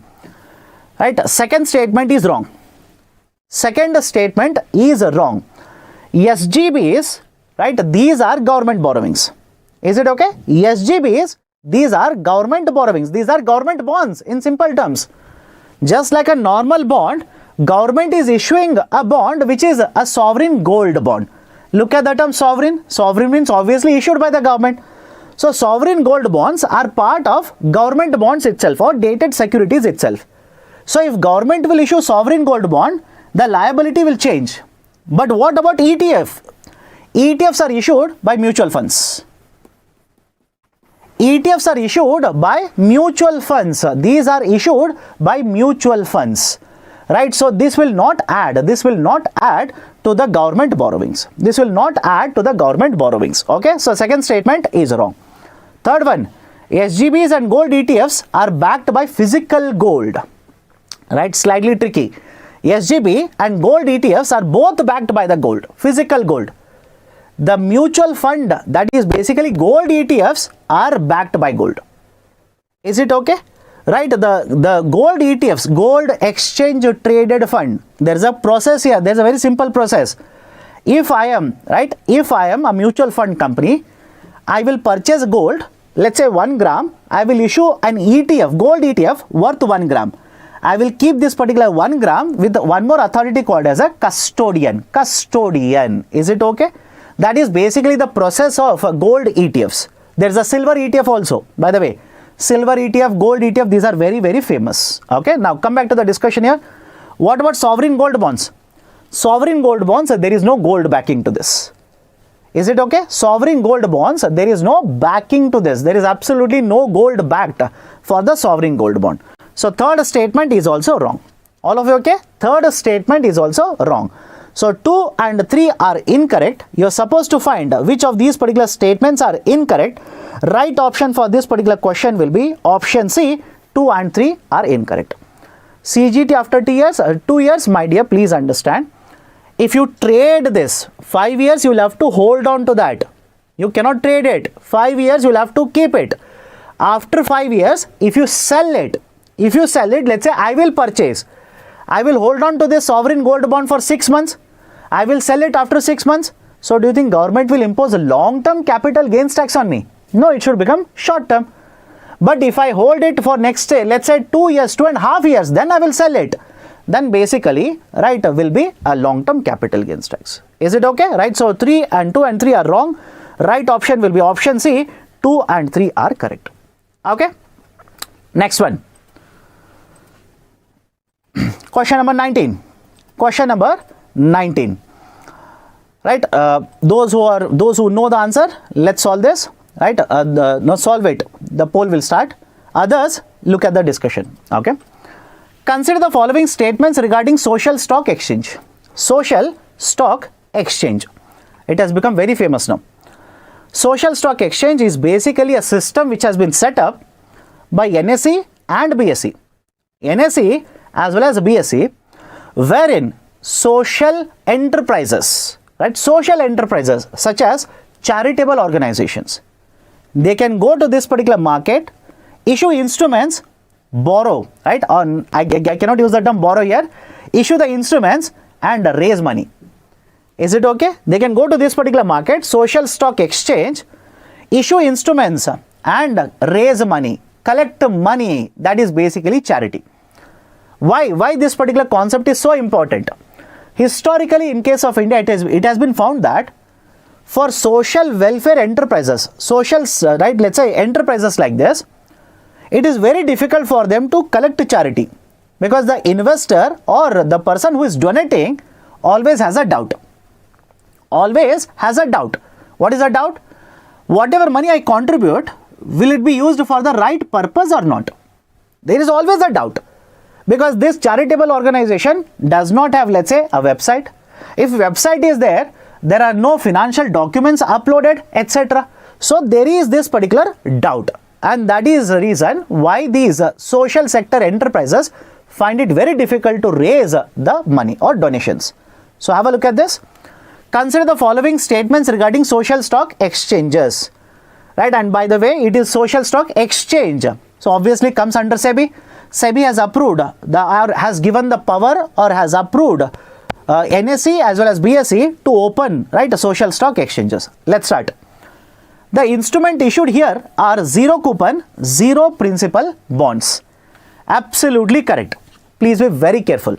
Please be very careful. Zero coupon, zero principal. They will use a short form for this, ZC and ZP. ZC and ZP, zero coupon, zero principal bond. Meaning what? The charitable organization will issue a bond to you. This is called as a ZC, ZP. You will not be given any interest on your investment. Of course, it cannot be called as investment in the first place. It is donation. And your principal amount will also be not provided back to you. These are called as zero coupon, zero principal bonds. First statement is correct. Once the ZC, ZP are listed, these can be traded in the market just like other bonds. No, these bonds cannot be traded. I hope you understand. These bonds cannot be traded, right? These are listed but cannot be traded. Why will anybody purchase? And if you have donated money, why will you sell the bond to somebody else? What is the reason or what is the logic of donating money then? Okay, second one, wrong. These instruments can be transferred. Yes, remember this. These instruments can be transferred, not for monetary gain. Imagine a person has purchased this instrument. Can they transfer to their siblings? Can they transfer to their kids? Yes, the transfer is allowed, but selling is not allowed. Okay, so third one is correct. So first one is correct, third one is correct. Right option for this particular question number 19 will be option B. All of you okay? Question number 19, option B is the right one. Can we go forward? Can we go forward? Option 2 please. My dear, if you have purchased these bonds, you cannot sell them to others. You cannot purchase this bond by paying, let's say, 10 lakh rupees and sell it to somebody else at 9 lakh rupees. It's a donation. It's a charity. You cannot simply sell it like that, right? So, the sales or the trade of these instruments is not allowed. Okay. So, first one is correct. Third one is correct. Right option for this question number 19 will be option B. Okay. Question number 20. Question number 20. Consider the following statements regarding short selling. Anybody in the class who says, sir, what is this short selling? I've never heard of short selling. So please do let me know. If you simply say, if you have not heard of short selling, I will ask you, my dear, where were you in the last 1.5 years? Right now, listen to me very carefully. Short selling can be of two types. Listen, short selling can be of two types. One is called as a covered short selling, and the second one is called as naked short selling. Right? Listen to me carefully. One is called as covered short selling, and the second one is called as a naked short selling. What do you mean by a covered as well as a naked short selling? And both of them are they allowed in India? Understand the logic here. Short selling basically means I will borrow instrument from someone. I repeat, I will borrow instrument from someone. I will sell it today. Later, I will purchase at a lower price and return the instrument. Is it okay? I'll repeat the statement. I will borrow the instrument from someone, right? I will sell it today, and later, I will purchase it at a lesser price, right? Basically return the instrument and pocket the difference in the price. This is concept of short selling. Now, this can be done two types. This can be done in two ways. One, I do not have instrument. I will enter into an agreement with you that I am going to sell this instrument at this price to you. Is it okay? I'll repeat the statement. It can happen in two ways. One, I have not borrowed any instrument. I do not have any instrument. But I will tell you that I will transfer this instrument to you, right, at this particular price. I will enter into an agreement with you. This is called as naked short selling, and this is not allowed. Is it okay? All of you okay? Without having an instrument, you are trying to sell this, enter into an agreement with somebody else in the market for short selling. This is called as naked short selling. This will not be allowed. What about covered short selling? Covered short selling basically means I will borrow instrument, then I will enter into short selling. This is allowed, and this is called as covered short selling. Done? All of you okay? Short selling is allowed only for the institutional investors, and retail investors are barred from it. Wrong. Right? Institutional investors as well as retail investors, both are allowed. Both are allowed. Okay. SEBI allows naked as well as covered short selling. Again, this is wrong. SEBI has basically barred, right, the naked short selling. It has barred naked short selling. Only the covered short selling is allowed. Short selling helps in increasing market liquidity. Yes, this is one of the advantages of short selling. Why? Please understand this. These instruments, if there was no short selling, don't you think these trades would have not taken place in the market? Just think of it. I'll repeat it again. If these short selling trade was not happening, if that short selling trades or transactions did not happen, don't you think these instruments would not have been traded in the market? The money would have not changed in the market. Right? I hope you understand. So by short selling, transactions are being incurred. Transactions are increasing. That will increase the liquidity. Is it okay? So third statement is correct. Third statement is correct. Right option for question number 20 will be option A. Only 3 is correct. Only 3 is correct. Done? All of you okay? Right? All of you okay? Question number 20. Question number 21. Question number 21. Let's start. And by the way, for question number 20, 52% of you have chosen A. Congratulations. Be very careful. Others, be very careful. Okay. Question number 21. Which of the following units or securities are in Demat or to be dematerialized? Okay. Which are in Demat or to be dematerialized? What is this concept of a Demat? Very simple, right? Have a look at this. Can everybody see this instrument in my hand? Can everybody see the instrument in my hand? This is a physical paper, physical instrument. From 1997, we have introduced a concept called as Demat. Okay, from 1997, the National Stock Exchange, NSE, and later BSE introduced the concept of Demat, right? That is a dematerialization. In simple words, if you basically convert the physical, right, the physical instruments into digital instruments, it is called as dematerialization. Is it okay? If you convert the physical, that is the hard copies of the instruments, into the digital copies, it is called as dematerialization. All of you okay with the concept of dematerialization? This has been introduced in India post 1997, initially by NSE. Done. Now, very recently, there have been certain announcements done by SEBI, certain, right, announcement done by Government of India, which is associated with dematerialization. And as such, Demat is a very common concept. But why this has become famous now? There are certain financial institutions in the market by the name of AIF. Earlier only we have discussed that. Mentioned about AIF. Alternative Investment Fund. Now there is a concern of Government of India. There is a concern. What is the concern? What if black money is getting diverted into AIFs? Have a look at this.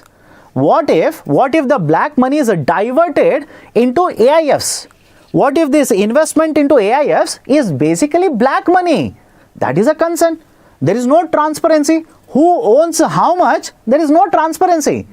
So now, Government of India as well as SEBI have stated, in case of AIF, all of these instruments will have to be dematerialized.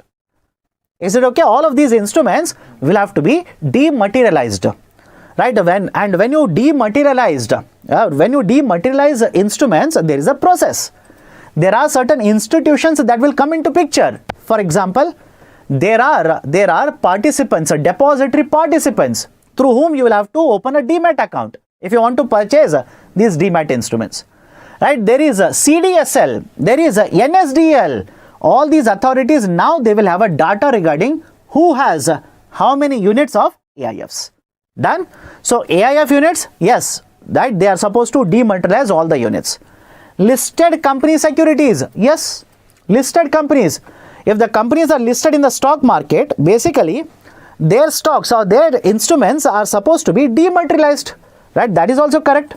Look at the third one, slightly tricky. Slightly tricky. Why?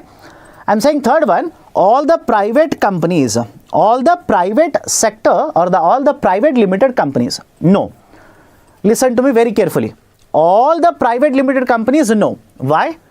Government of India says, if you are a private limited company, you will have to dematerialize.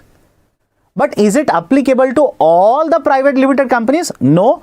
If you are classified as a small private limited company, I repeat, if you are classified as a small limited company where your revenue is 4 crore rupees up to 4 crore rupees, your turnover is up to 40 crore rupees, then you do not have to dematerialize. You do not have to dematerialize your instruments. Right? That is the reason. Right? Third one, wrong. Right? Government says you will have to dematerialize, but not all of them. Some of them, exception has been provided. Okay, so 1 is correct, 2 is correct. Right option for question number 21 will be option B, 1 and 2 only. Okay, right, 1 and 2, 57% of you have chosen option B. Okay, now let me go to the question number 22. Let me go to question number 22. Right, consider the following statements regarding online bond platforms. OBPs, online bond platforms. Right, now what is this idea of an online bond platform? All of you have heard of a model of a stockbroker. Think of it. All of you have heard of model of a stockbroker. right? There are many stock broking agencies in the market. You will become a client of a stockbroker, and basically they will provide lot of information to you. If you ask them to purchase the instrument, they will purchase on your behalf. They will charge you certain amount of money. If you ask them to sell the instrument in the market, they will sell it but charge you certain amount of money. That is basically idea of a stock broking agency. But very recently, there is a new type of institution which has been promoted in India. For example, that is an online bond platform. Online bond platform. Sir, any example of an online bond platform? Right, there is an institution, there is a company by the name of Bond Cart. Bond Cart, okay, Bond Cart, BONDKRT, Golden Pie, etc. There are so many institutions which are providing the bond, right, instruments to you. These are called as online bond platform. And why this was there in the newspaper? Some of these platforms were found to be selling unlisted bonds. I repeat the statement. Some of these particular platforms were found to be selling unlisted bonds to the customers. And SEBI has issued a directive, asked them to stop doing it. SEBI said, please do not sell unlisted bonds to the customers. Why? Customers do not understand the risk that is associated with the investment in the unlisted securities. That is the reason the concept of online bond platform was there in the discussion. These buy the bonds on their balance sheet. Slightly technical, what does it mean?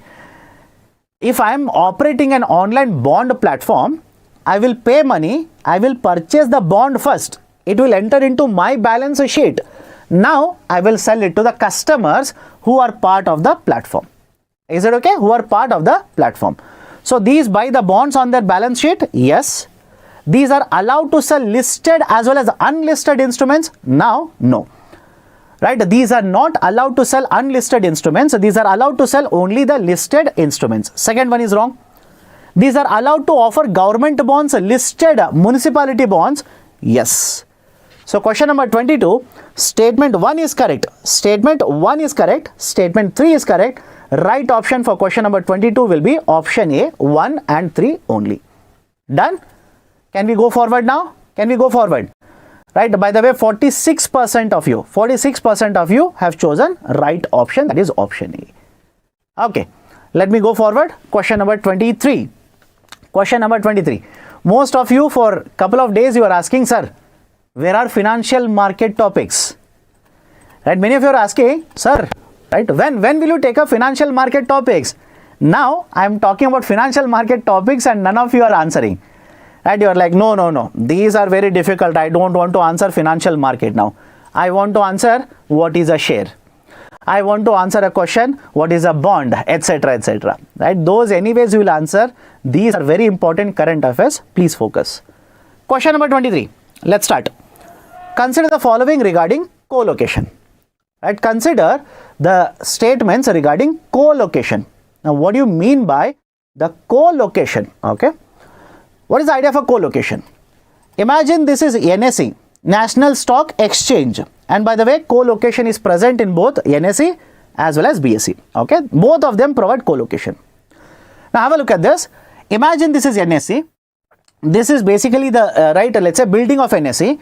And there is a region where servers of NSE are located. Servers of NSE are established. Now, in the very near vicinity, very nearby to the server, they will allow you to set up your own servers. That is your traders. Right? So, they will allow you to set up your own servers in the vicinity, in the nearby area of NSE, right? Let's say servers. This facility is called as co-location.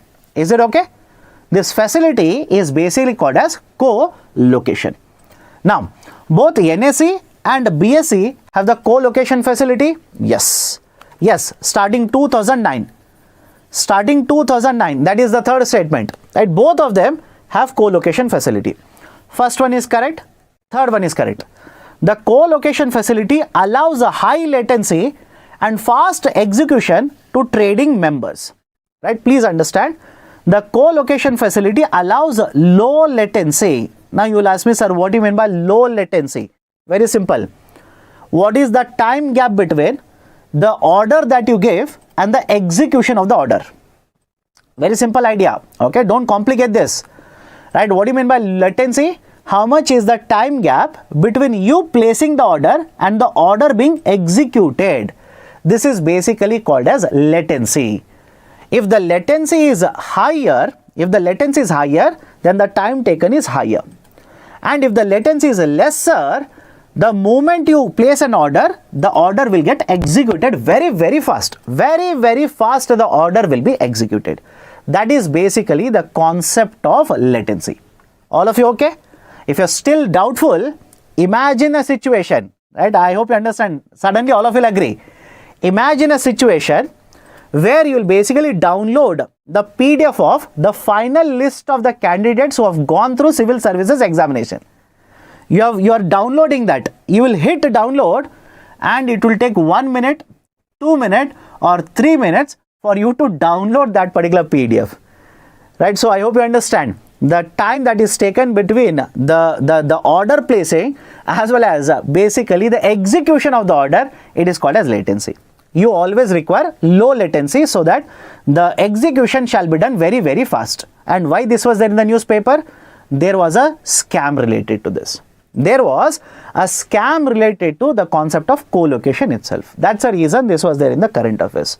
Okay, so co-location facility allows high latency? Absolutely no. It allows very low latency. Okay, so second statement is wrong. Fast execution is correct, but latency part is problem. Okay, so first one is correct, third one is correct. Right option for question number 3 will be option C. And by the way, 38% of you have chosen option C. Right, others, right, 28% D, 25% B and 7% A. Please read properly. These are very important. Question number 24. Let's go to the next one. Question number 24. Okay. Consider the following statements regarding Masala Bonds. Right. Since yesterday there was one student who was asking me, tell me about Masala Bond. Right. I am discussing Masala Bond today and I hope he is present or she is present. Otherwise there is no point. Okay. Let's start. Concept of Masala Bond. What is this idea for Masala Bond? Whenever you issue a bond outside India but in rupee denomination. Is it okay? I'll repeat the statement. Whenever you issue a bond outside India but in rupee denomination, these are called as Masala Bonds. These are referred to as Masala Bonds. All of you okay? All of you okay? This is the basic idea for Masala Bond. And why this idea for Masala Bond was there in the discussion? Some of you will say, sir, it is there in the book, etc., etc. ADB very recently has issued Masala Bonds outside India. And the beauty of that, these are green Masala Bonds. Do you understand the concept of green Masala Bond now? You would have read green bond, you would have read Masala Bond. ADB has issued green Masala Bonds outside India now. That's the reason this was there in the current affairs. Please be careful. Please be very careful. Okay. Now, borrowings under these are covered under external commercial borrowing. ECB. Yes. The borrowing that is through, right, let's say the Masala Bonds. Whatever amount you borrow, it will be part of external commercial borrowing. And what is the limit of external commercial borrowing in India? External commercial borrowing now is 1.5 billion. Remember this, the limit under ECB is $1.5 billion. Some of the books would have given 750 million. Please update it, double it to 1.5 billion. It was done by Reserve Bank of India. And one more very important point here. Can I simply say Reserve Bank of India, by doubling this particular limit, has tried to address the issue of twin deficit? Think logically, by the way. I'll repeat it again. Right? Reserve Bank of India, by doubling the external commercial borrowing limit, right? External commercial borrowing limit has tried to address the concept of twin deficit that was faced by India during pandemic. It was done by RBI during pandemic, by the way, right? And as expected, how? My dear, if you double this particular limit from 750 million to let's say 1.5 billion, from 750 to 1.5 billion, more of the Indian companies will borrow from external market, bring in the dollar. And one of the issues was dollar reserves in India during twin deficit were coming down. Dollar will flow into India. Rupee, rather than depreciating, will start appreciating. RBI's Forex reserves will start building now. So all of you okay? All of you okay, right? So have a look at this. Right, the borrowings under these are covered under the external commercial borrowing, ECB. Statement 1 is correct. Statement 1 is correct. Be very careful. Masala bonds are allowed to be issued in the form of green bonds as well. Current affairs, yes. Yes, Masala bonds can be issued in the form of green bonds as well. Okay, second statement is also correct. Masala bonds will help in internationalization of rupee. This is a current affairs concept. Internationalization. What do you mean by internationalization? You are going to promote rupee, right? The transaction in rupee outside India. Very simple logic. Don't complicate this. What is internationalization? You will promote usage of rupee outside India. Not just in India, outside India. This is called as internationalization. Done? Okay. So, Masala bonds will help in internationalization of rupee. Yes, this is also true, by the way. Done? Right. So, first one is correct. Right. Second one is correct, as well as third one is also correct. Right. So, 1, 2, 3 are correct. Right option for question number 24 will be option D now. Is it okay? Right. Anybody has a problem with Masala bonds?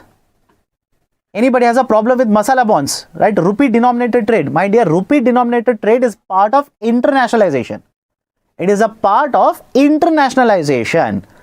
Negative interest rate, my dear, there is a video regarding that. Right. Please have a look at it. There is already a video. Right, I don't want to discuss the same thing which is already present. That's the reason I'm taking more difficult questions in the classroom. Okay. So, negative interest rate is very basic, right? That is, the bank will charge you a rate of interest. The bank will charge you a rate of interest, right? That is basically a negative, the idea of a negative interest rate when you keep deposit with the bank, right? That is idea of a negative interest rate. Okay. So, question number 24, option D is the right one. So, how many questions more, my dear? 40. 40 questions are there. Have patience. Have patience. Right, you are going to sit for the exam which is of a duration of 3 hours in the mains. Morning 3 hours, afternoon 3 hours. You should develop now. Okay, develop the habit of sitting for longer duration. Question number 25. Let's start. Which of the following are likely to contribute to rise in the gold prices? Okay, which of the following are going to contribute, likely to contribute to rise in the gold prices, right? And gold prices, right? In the last 1.5 months, there is so much of a discussion regarding gold prices. Okay, let's start. Higher inflation rate. Straightforward, yes. Yes, why? The gold is generally considered to be a hedge against inflation rate. Very simple. Okay, don't complicate this. Right, the gold is generally taken as a hedge against inflation rate. Why? If you have 100 rupees, right, let me show you your friend back. Let me bring your friend back. All of you remember your friend? If you have this particular 100 rupee with higher inflation rate, will its purchasing power come down? Yes. But understand this, if I take this 100 rupee and purchase certain amount of gold, will the price of the gold, that is, will the price or the value of the gold, right, will it fall down because of inflation? Absolutely no. The value of the gold, in fact, please remember this, value of the gold will keep on increasing. Now, some of you will ask me, sir, how is that possible? What is the logic behind it? My dear, money can be printed. Money can be printed and we can increase the money supply at any point of time. You can change the quantity of money supply in the economy. Can you increase, right, beyond certain level, gold supply? Don't you think gold supply is very limited? It is very limited. You cannot change according to your requirement. All of us want to purchase gold. We have money also, but the supply is limited. Supply is limited. That's the reason against inflation, right, the central banks, people would always prefer to hold gold as a hedge against inflation. Done? So, higher inflation rate, yes, it will contribute to gold prices. Second one, it is a real asset. Please understand the term real asset. Real asset means it is a physical asset. There is also financial asset. There is also a financial asset. You can, right, have this 100 rupee purchase a financial instrument. But the gold is always, right, having a higher demand. The value of the gold increases during inflation. That's the reason the real assets are demanded more, such as gold, during inflation compared to financial asset. Is it okay? Financial asset. Done. So second statement is also correct. Third one, higher interest rate on financial assets. Right, my dear, if you offer a higher interest rate on the financial asset, right, please have a look at this. If I offer you higher interest rate on the financial asset, will you prefer to invest in the gold? Many of you have chosen option 3. That's the reason I'm asking you. Right? Imagine if you get higher interest rates in the financial instruments, why will you prefer to invest in the gold? Right? Why would you invest in the gold in such a case? You would not be interested in gold. You will prefer to invest in the financial assets itself. So understand this. Third one is not correct. Third one is not correct. The reason why people will start jumping to gold is because interest rates on the assets will start falling down. Is it okay? Right. So third one is wrong. First and second are correct. First and second are correct. In fact, if you are reading about gold prices in recent times, one of the reason why gold prices are increasing is the expectation that in USA interest rates will be reduced. Is it okay? I'll repeat the statement. One of the reason why gold prices are increasing, is because it is expected that in USA the Federal Reserve is going to cut interest rates. It is going to reduce interest rates, right? So with reduced interest rates, people will not be interested, investors will not be interested in other instruments. They will invest in, right, the real assets such as gold. But if the interest rates are already high, why would anybody invest in gold? They will prefer to, right, invest in the instruments itself. Done, all of you okay? Right, so third one is wrong. First and second is correct. Right option for question number 25 will be option B. Option B will be the right one. Okay. Let me go to question number 26 now. Let me go to question number 26. What is the difference between real and financial assets? My dear, financial assets are instruments such as, right, shares. Financial assets. I'm actually surprised by the question. Real assets are physical assets, right? Investment in physical assets. Okay, question number 26. With inclusion of government bonds in the global bond indices, which of the following are likely to happen? Which of the following are likely to happen? Okay, let's start. Very recently, this has become very famous. That is, after many years of negotiations with many of the index providers, now many of the index providers have announced that they will be including government bonds into global bond indices. Now basic idea is simple here. Global bond index providers such as Bloomberg is there. Bloomberg provides a global bond index. There is also JP Morgan which publishes global bond index.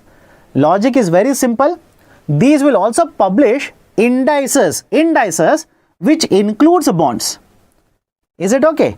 Indices which will include the bonds, they will publish these indices, and that is the reason, right? I hope you understand.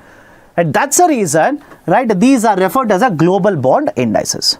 Just like stock market index, we have a BSE Sensex, NSE Nifty, right? Imagine same, instead of stocks, they will publish the index including bonds. So very recently, many of these index providers have announced that they would be including government bonds into their indices. And specifically, remember this, they have said they would be including the bonds which are under fully accessible route. Is it okay?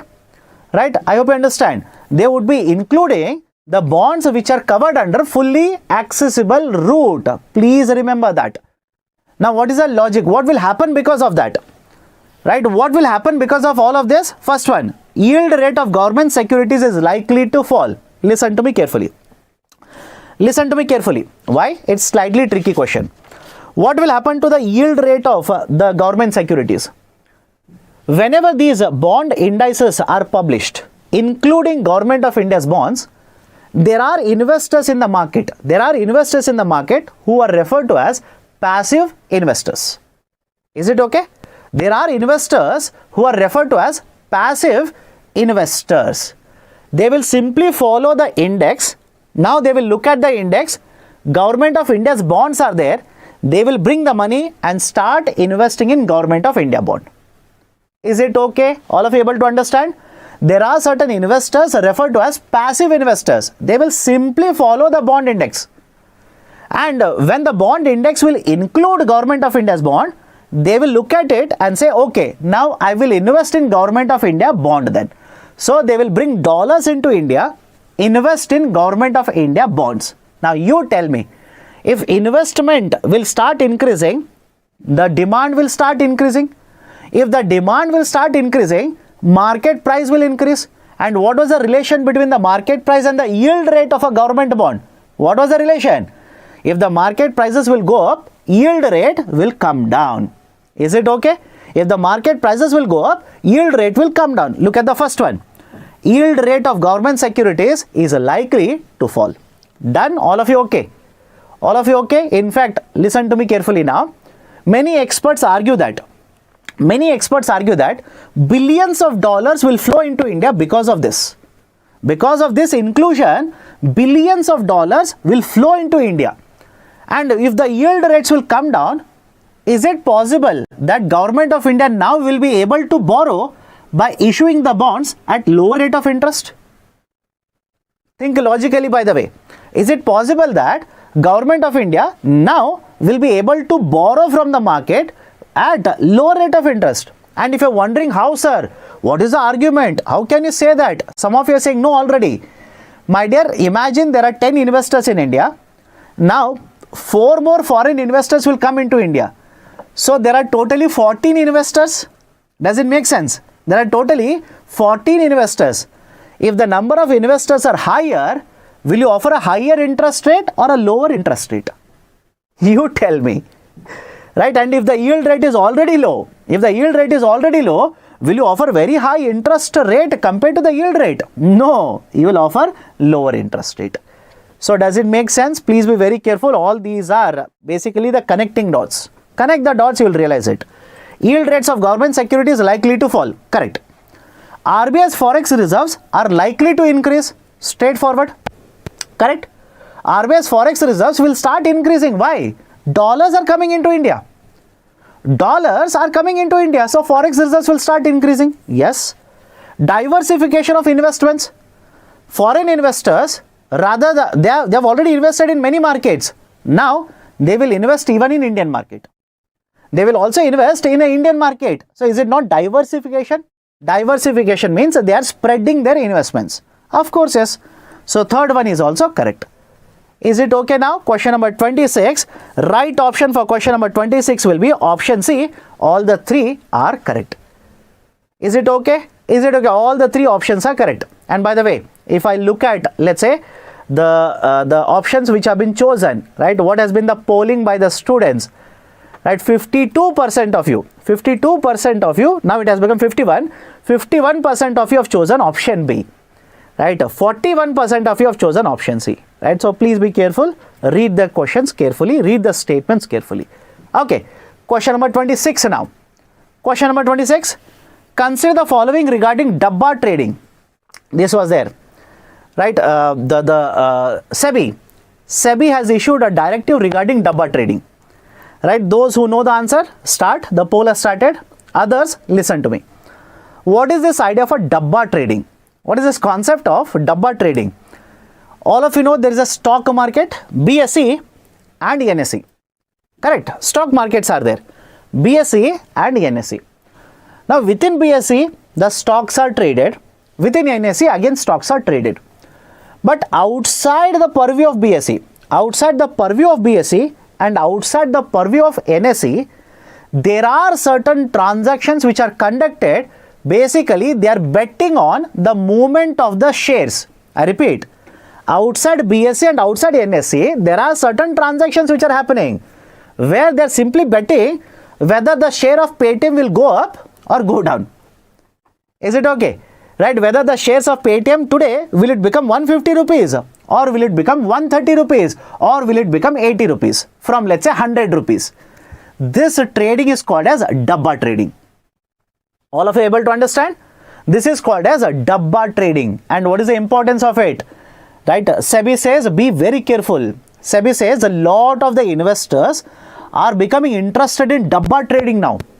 And there's a problem with the Dabba Trading. Right? That's the reason SEBI says be very careful. Do not be involved in a Dabba Trading. Why? If you are involved in Dabba Trading and it is proved, penalties will be imposed. You can be sent to the jail as well. Those provisions are there. Those provisions are there, right? Now, have a look at this.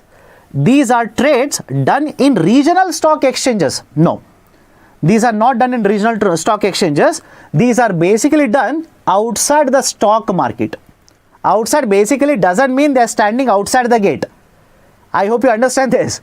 When I say outside the stock market, it doesn't mean they are standing outside the gate and they are doing it. No, it can be done in offices.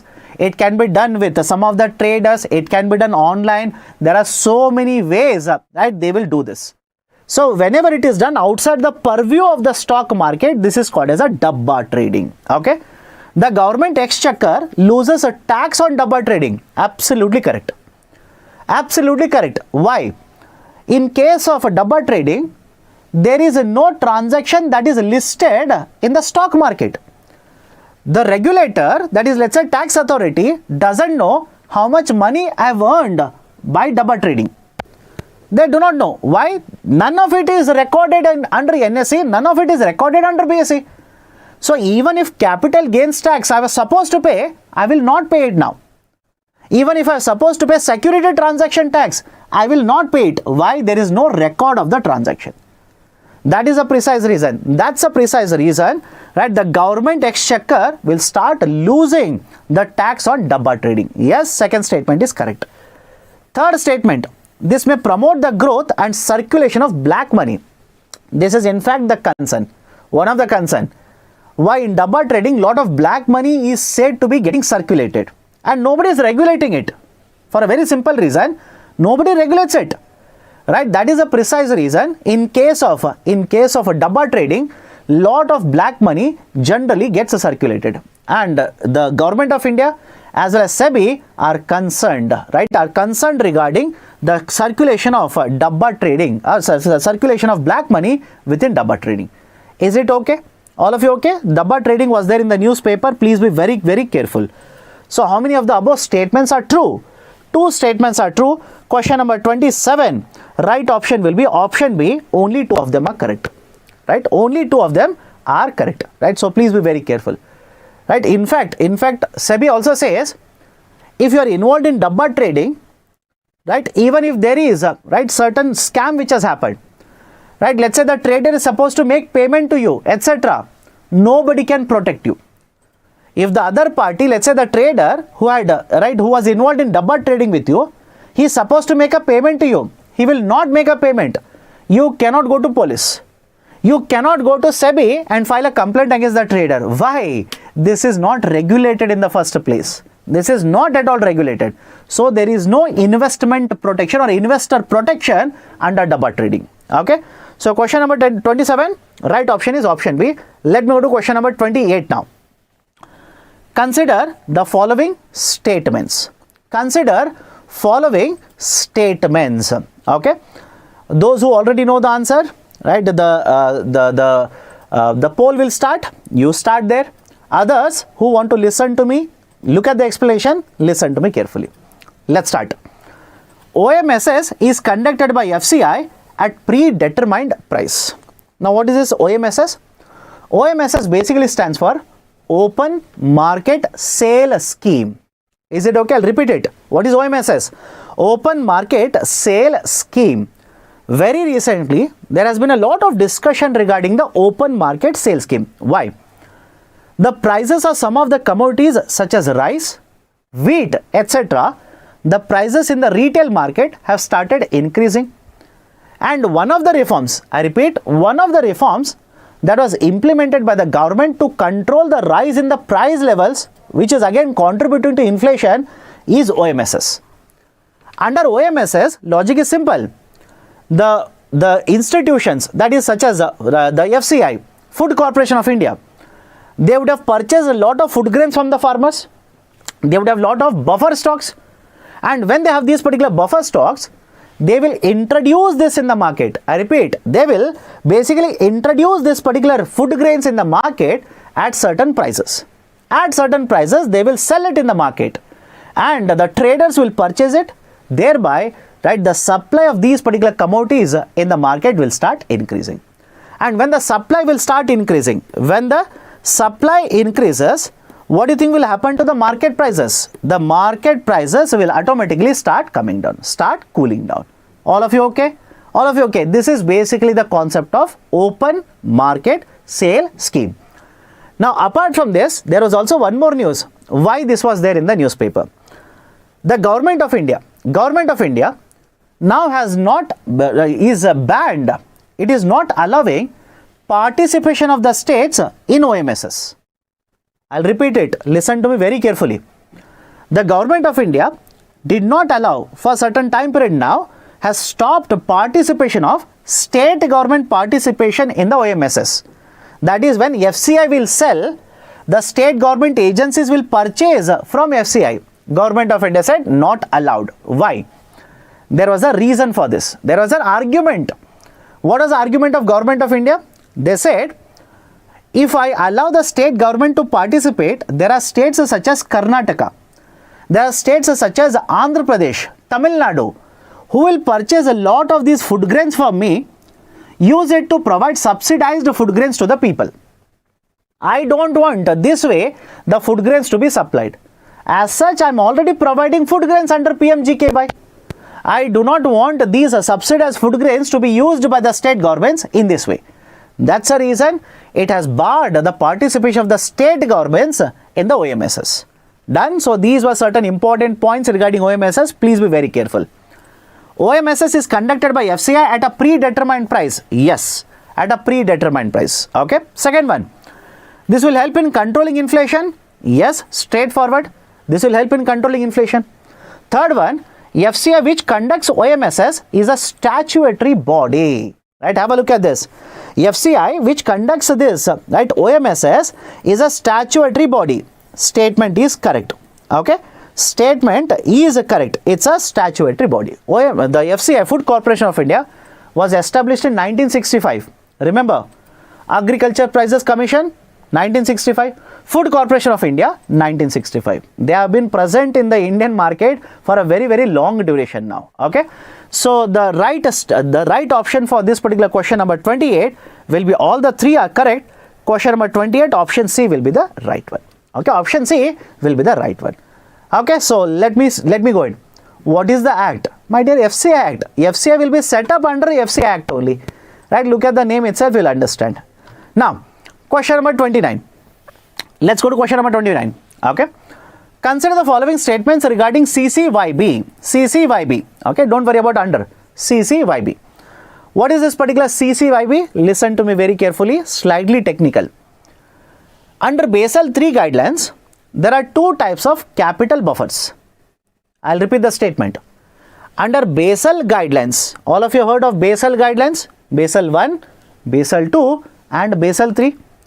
Under Basel guidelines, there are two types of capital buffers. Buffers, right? Please understand this carefully.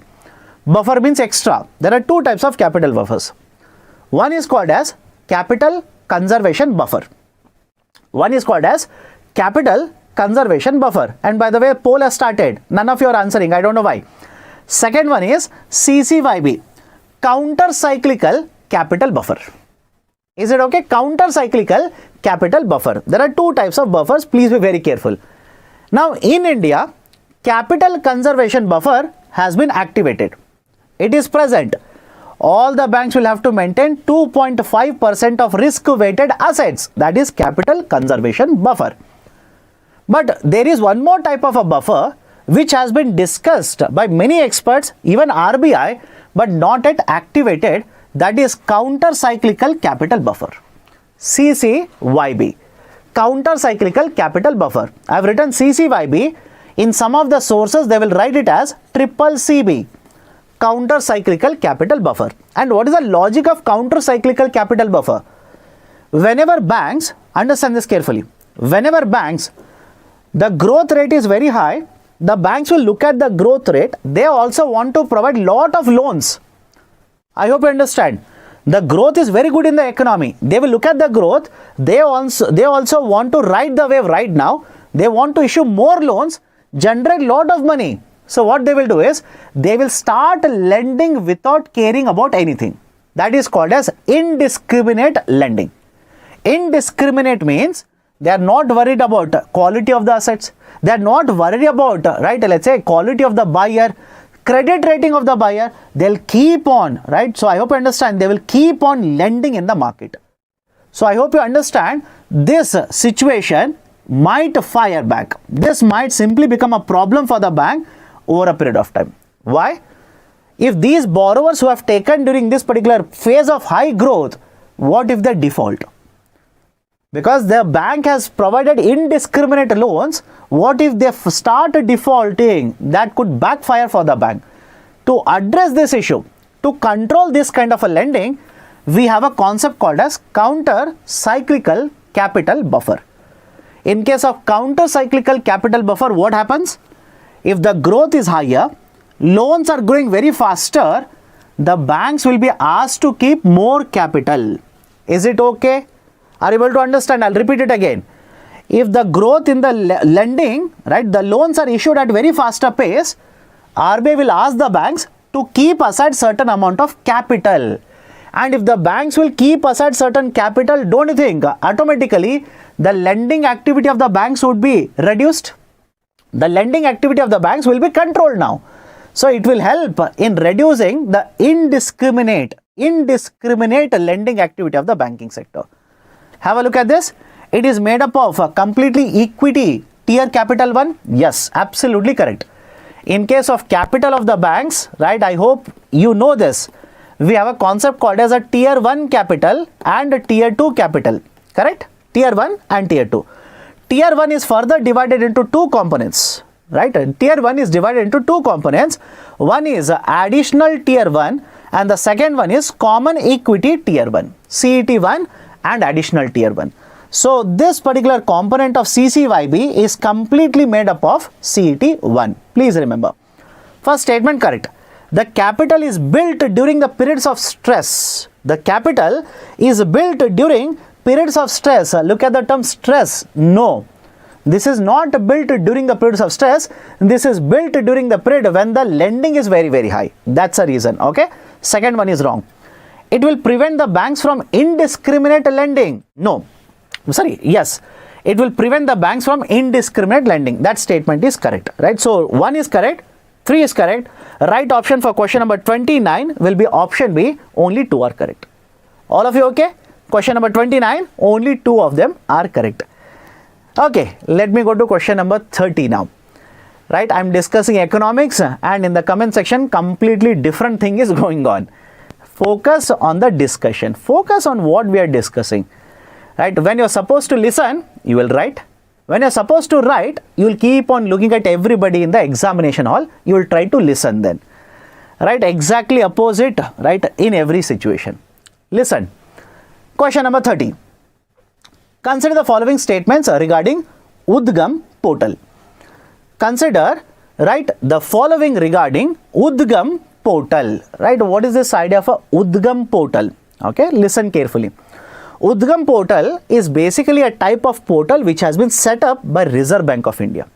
Okay, by Reserve Bank of India. What is this idea of a UDGAM Portal? Look at the name.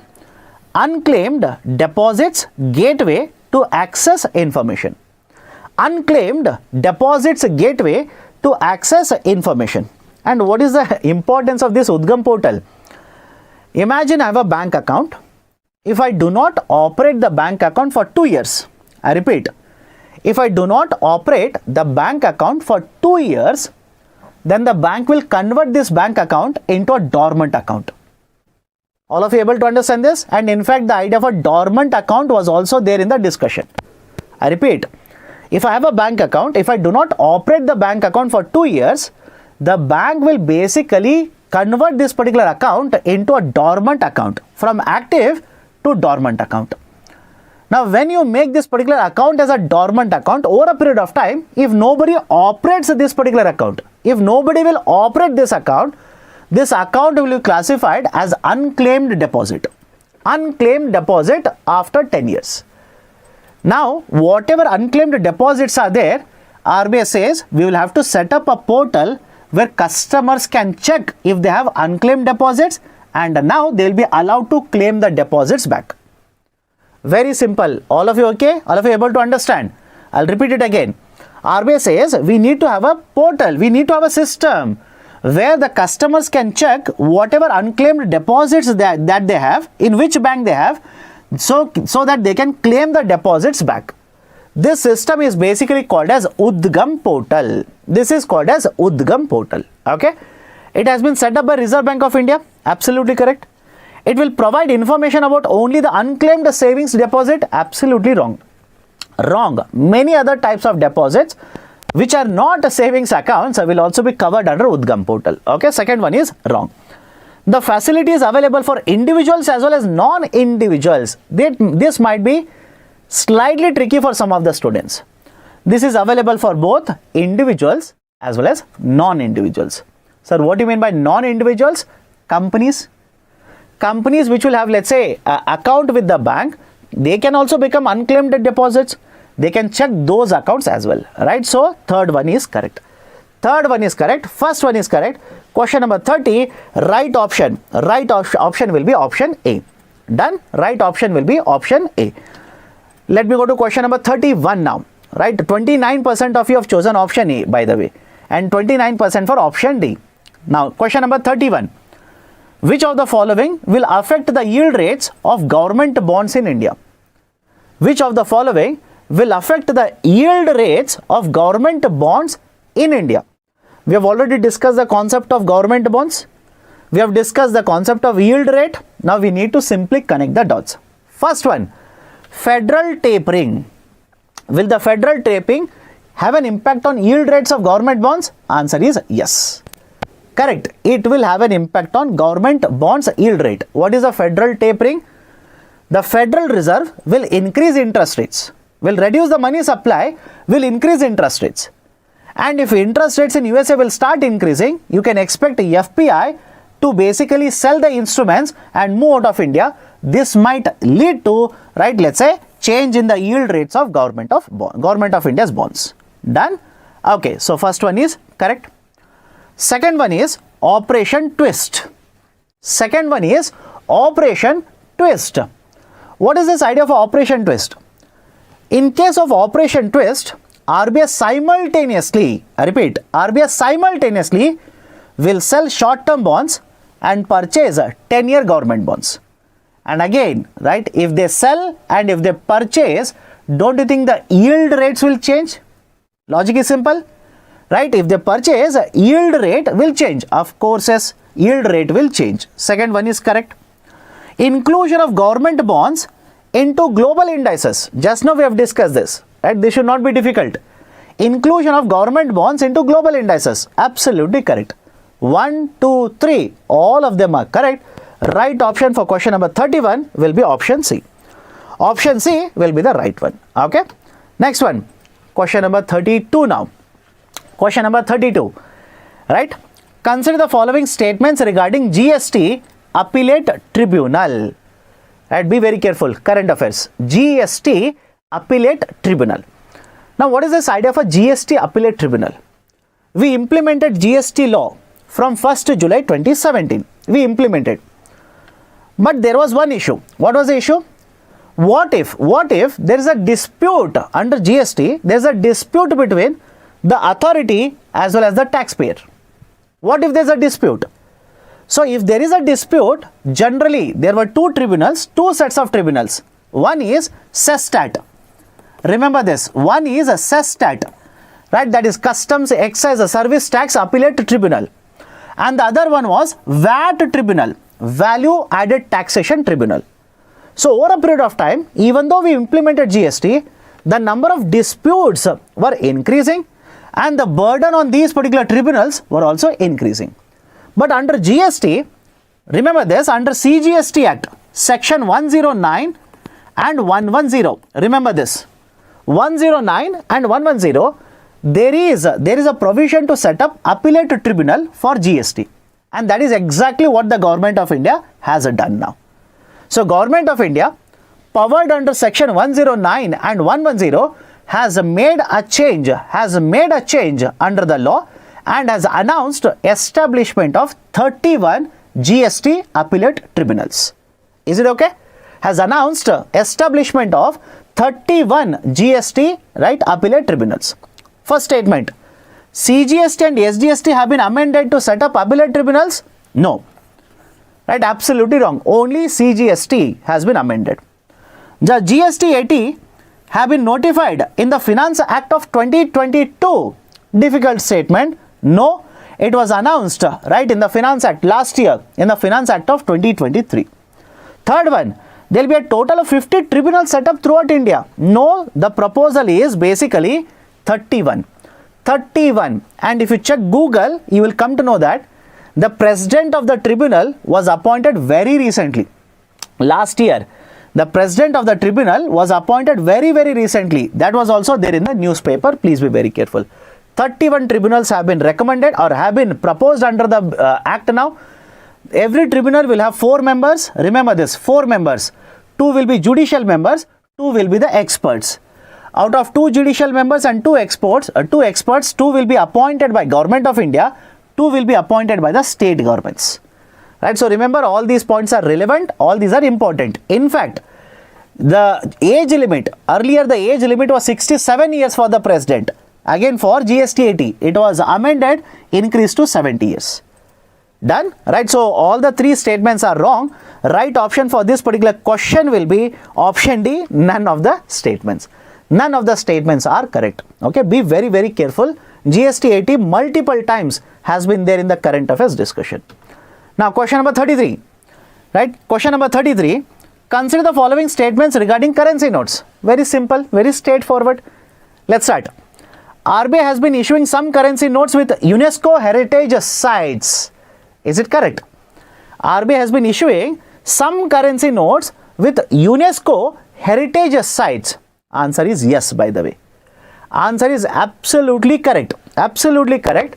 I have given an article attached to this. Please download the PPT, read the article. Right, you will know what kind of heritage sites, UNESCO heritage sites are being used, right, to print on these particular currency notes. Right, be very careful.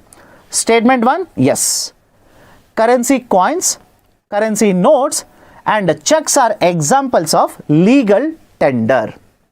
Right, the currency notes and coins, yes, they are examples of legal tender, but the checks are not examples of legal tender. Please remember, checks are not examples of legal tender.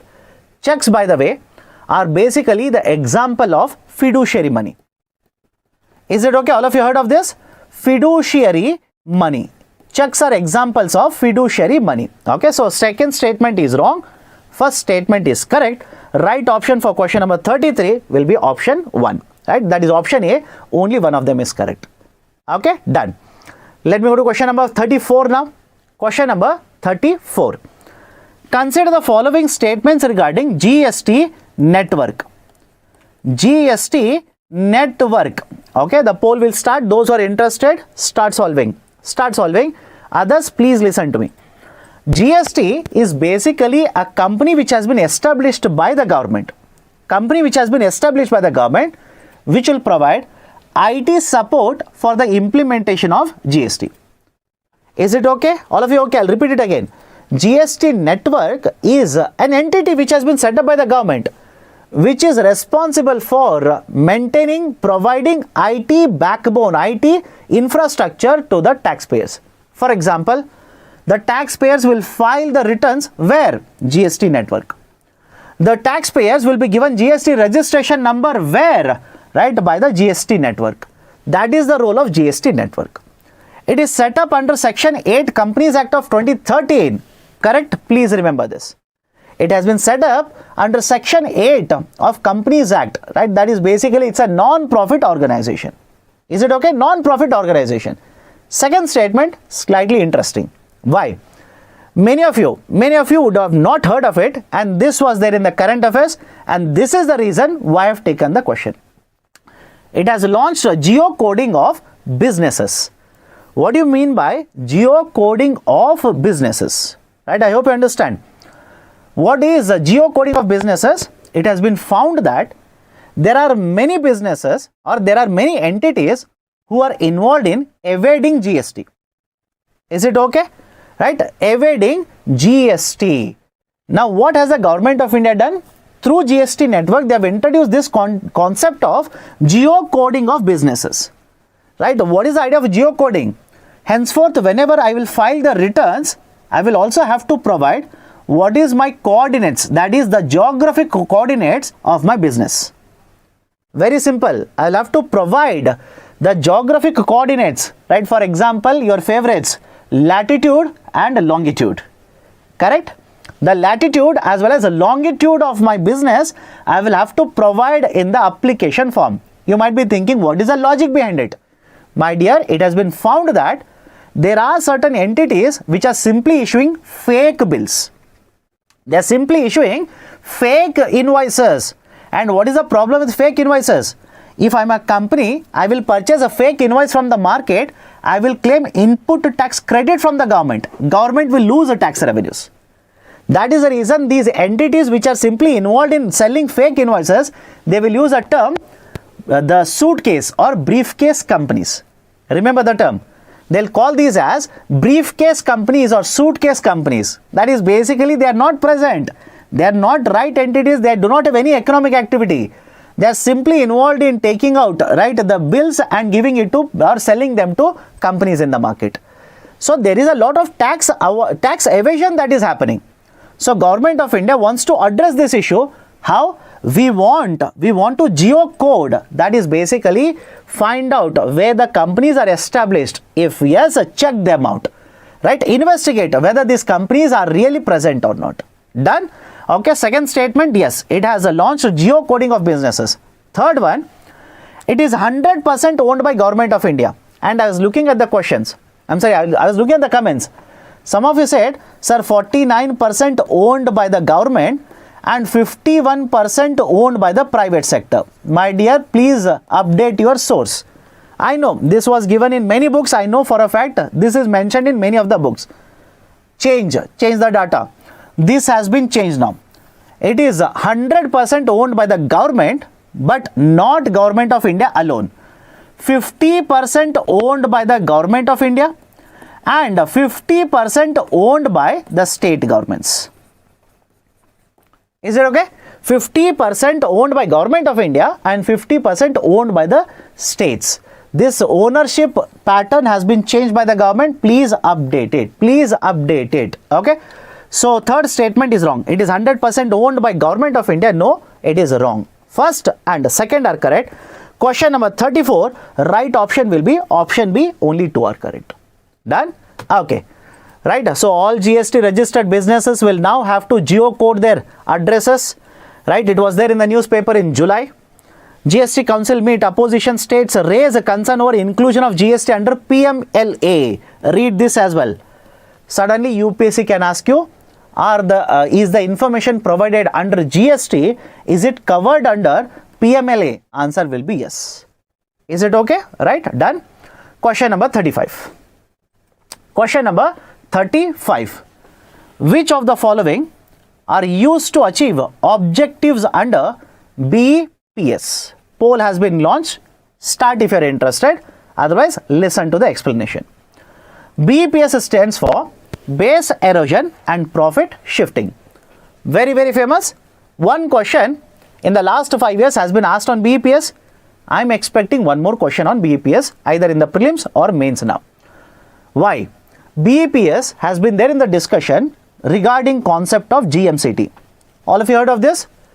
Global Minimum Corporate Tax. Global Minimum Corporate Tax.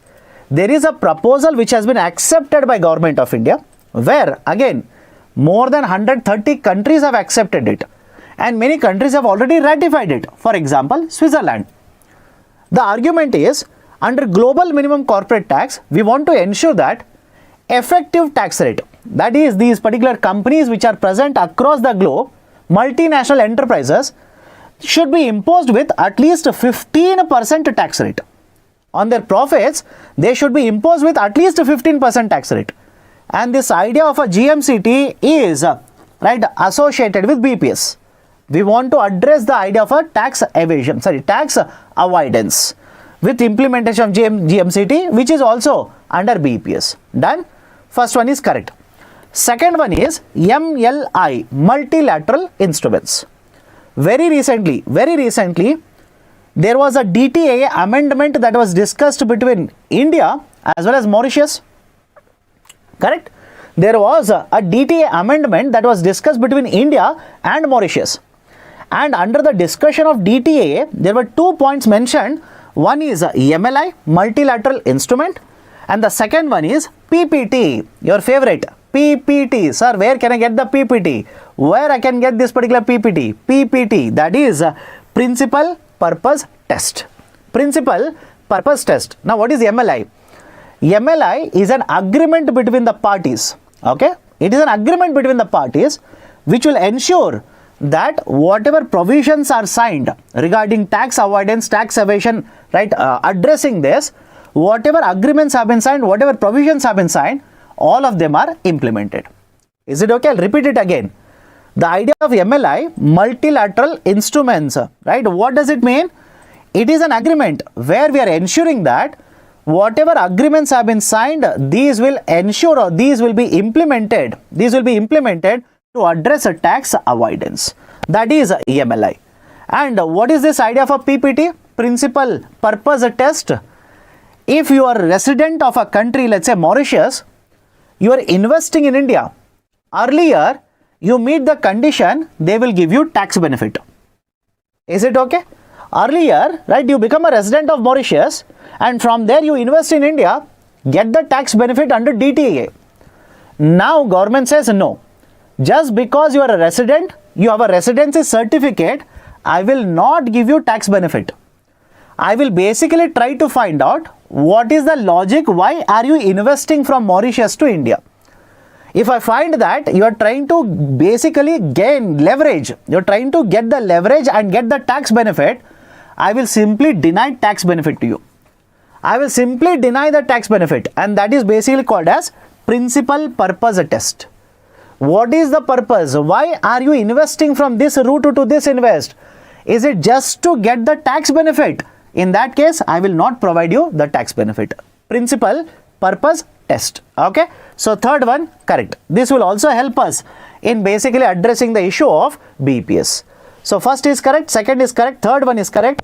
Right option for question number 35 will be option C. Done. So, please be very careful. These are very, very important. Right, certain articles which are associated with this, I have given it. Please go through this. Question number 36 now. Right, have patience. Last 5 questions are there. We'll finish it. Don't worry. Consider the following regarding PM Pranam. PM Pranam. Right, by the way, PM Pranam is a very small name. Have a look at this. Prime Minister's Program for Restoration, Awareness, Generation, Nourishment and Amelioration of Mother Earth. Basically around 15 to 16 words are there. Imagine if this particular question is asked in mains examination, many of the students who do not know what is this particular scheme about, even if you write the name of the scheme around 5 to 6 times, you will easily hit 100 words. Is it okay? This is basically the expansion of the acronym. Expansion of the acronym of PM Pranam. Now, what is this PM Pranam, by the way? Okay, what is the idea behind the PM Pranam? In India, it has been found that consumption of chemical fertilizers is very high. Is it okay? I'll repeat it again. In India, consumption of chemical fertilizers is very, very high. Government cannot stop the consumption of chemical fertilizers. Farmers will keep on purchasing more and more, especially fertilizers such as urea. Now, what can be done then? What can be the alternative? We have, we have many reforms. One of them is PM Pranam. Under PM Pranam, what Government of India is trying to do is, it wants the states, I repeat, it wants the states to promote consumption of biofertilizers. Is it okay? I'll repeat my statement. Under PM Pranam, it wants the states to introduce and promote the consumption of biofertilizers. Is it okay? Biofertilizers. And if you shift to consumption of biofertilizers, organic farming, etc., obviously usage of chemical fertilizers will come down. Correct? Usage of chemical fertilizers will come down. And when chemical fertilizers usage will come down, Government of India's subsidy expenditure will also come down. That is the objective of PM Pranam. All of you okay? That is basically the objective of PM Pranam. Was announced in the budget of financial year 24. Was announced in the budget of financial year 24. Yes, that is basically last year. Last financial year. Yes, it was announced.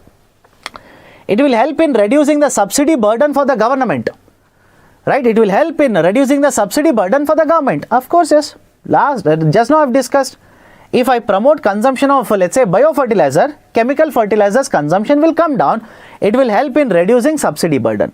Third one, whatever subsidy is saved will be given to the states by the center. Slightly tricky statement. Slightly tricky statement. Why? Underline the term whatever subsidy is saved. Government of India says, if you save subsidy because you're promoting consumption of biofertilizers, if I save subsidy because of that, half of it, I repeat, half of it I will give to the states. Not whatever is saved, right? Only half of it I will give it to the states and remaining half I will keep it to myself. Right? So third one is wrong. Is it okay? Third one is wrong. So first, second correct, third one wrong. So right option for question number 36 will be option B. Only 2 are correct. Only 2 are correct. Okay. Question number 37. Question number 37 now. Which of the following are likely outcomes of nano fertilizer consumption? Is it okay? Which of the following are likely outcomes of nano fertilizer consumption? Very straightforward question. If you ask me, very easy question. Let's start. What do you mean by nano fertilizer? Nano fertilizers are nothing but liquid fertilizers. Is it okay? I'll repeat it again. Right? Nano fertilizers are basically liquid fertilizers. Liquid fertilizers. Now have a look at this. In case of nano fertilizers, these will be sold in a bottle of half a liter. Transportation is very easy. Storage of this is very easy. And the subsidy which is provided on normal fertilizer, government doesn't provide that subsidy on nano fertilizer. They do not provide this particular subsidy on a nano fertilizer. And in case of a nano fertilizer, in case of India, please remember, IFFCO is a very important cooperative. It has developed the first nano fertilizer, that is nano urea. Nano urea is the first nano fertilizer developed in India by IFFCO. Right, so please be very careful. In fact, now there is an agreement between Indian company as well as a USA company to export nano fertilizers. There is an agreement, right? For example, have a look at this. IFFCO signs a deal to export nano urea. Where? To USA. From one stage where we were importing nano urea, where we are importing urea. We were dependent on imports of urea. Now we are shifting to a situation where we are signing agreements to start exporting the nano urea. So be very careful. These kind of statements can be used. For example, in mains examination, have you come across a statement? Because of green revolution, India shifted from suffering from scarcity to enjoying surplus.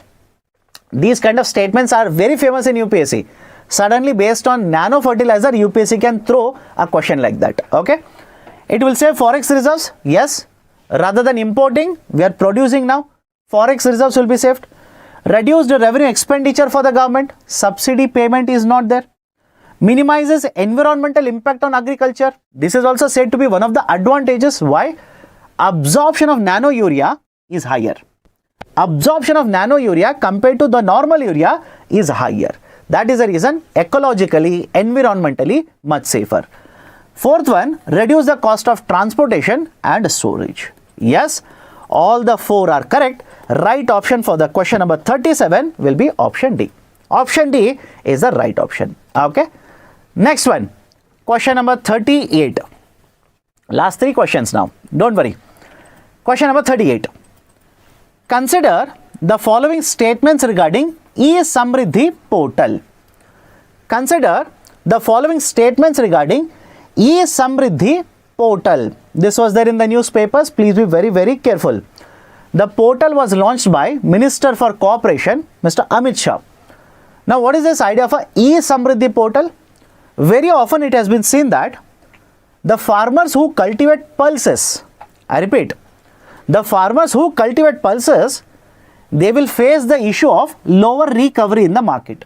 That is, let's imagine they have produced more, supply to the market is more, and the prices in the market will fall down. So the farmers will bear the brunt of the market forces because now they are not able to collect a sufficient amount of money by selling them. That is the reason to address this particular issue. To address this issue of farmer incomes, especially those who are cultivating and selling tur dal in the market, Government of India has launched e-Samridhi portal. E-Samridhi portal. And what is the idea of e-Samridhi portal? There are 2 government agencies, right? There is one NCCF, there is a NCCD. These agencies will procure the food grains, that is again tur dal, directly from the farmers. Is it okay?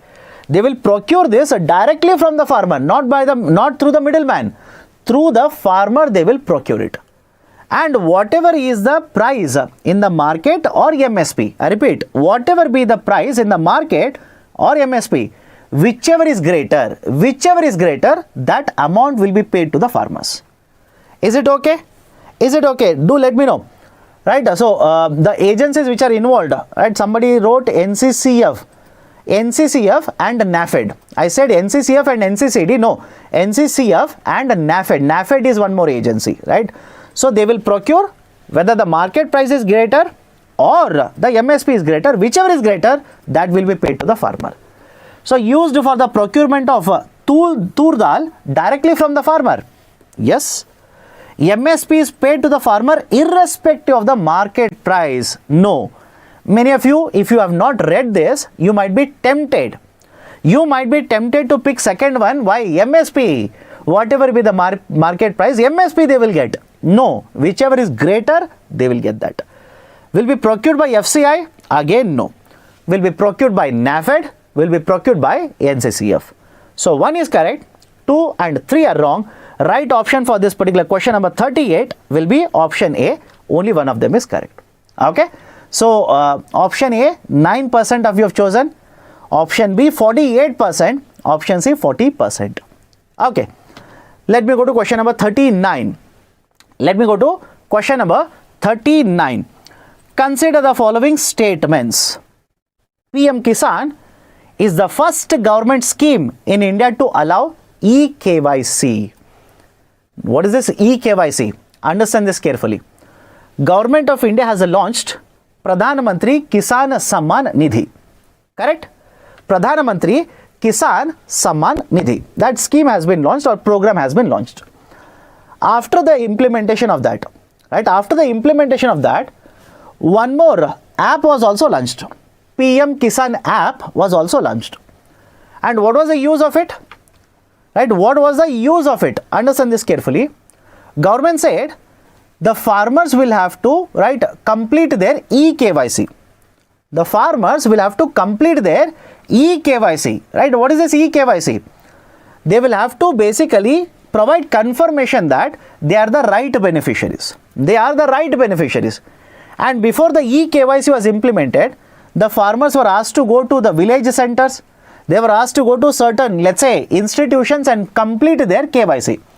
And many of the farmers did not like it. Why? Aged people, right? Institutions are far away from them, right? Etc. etc.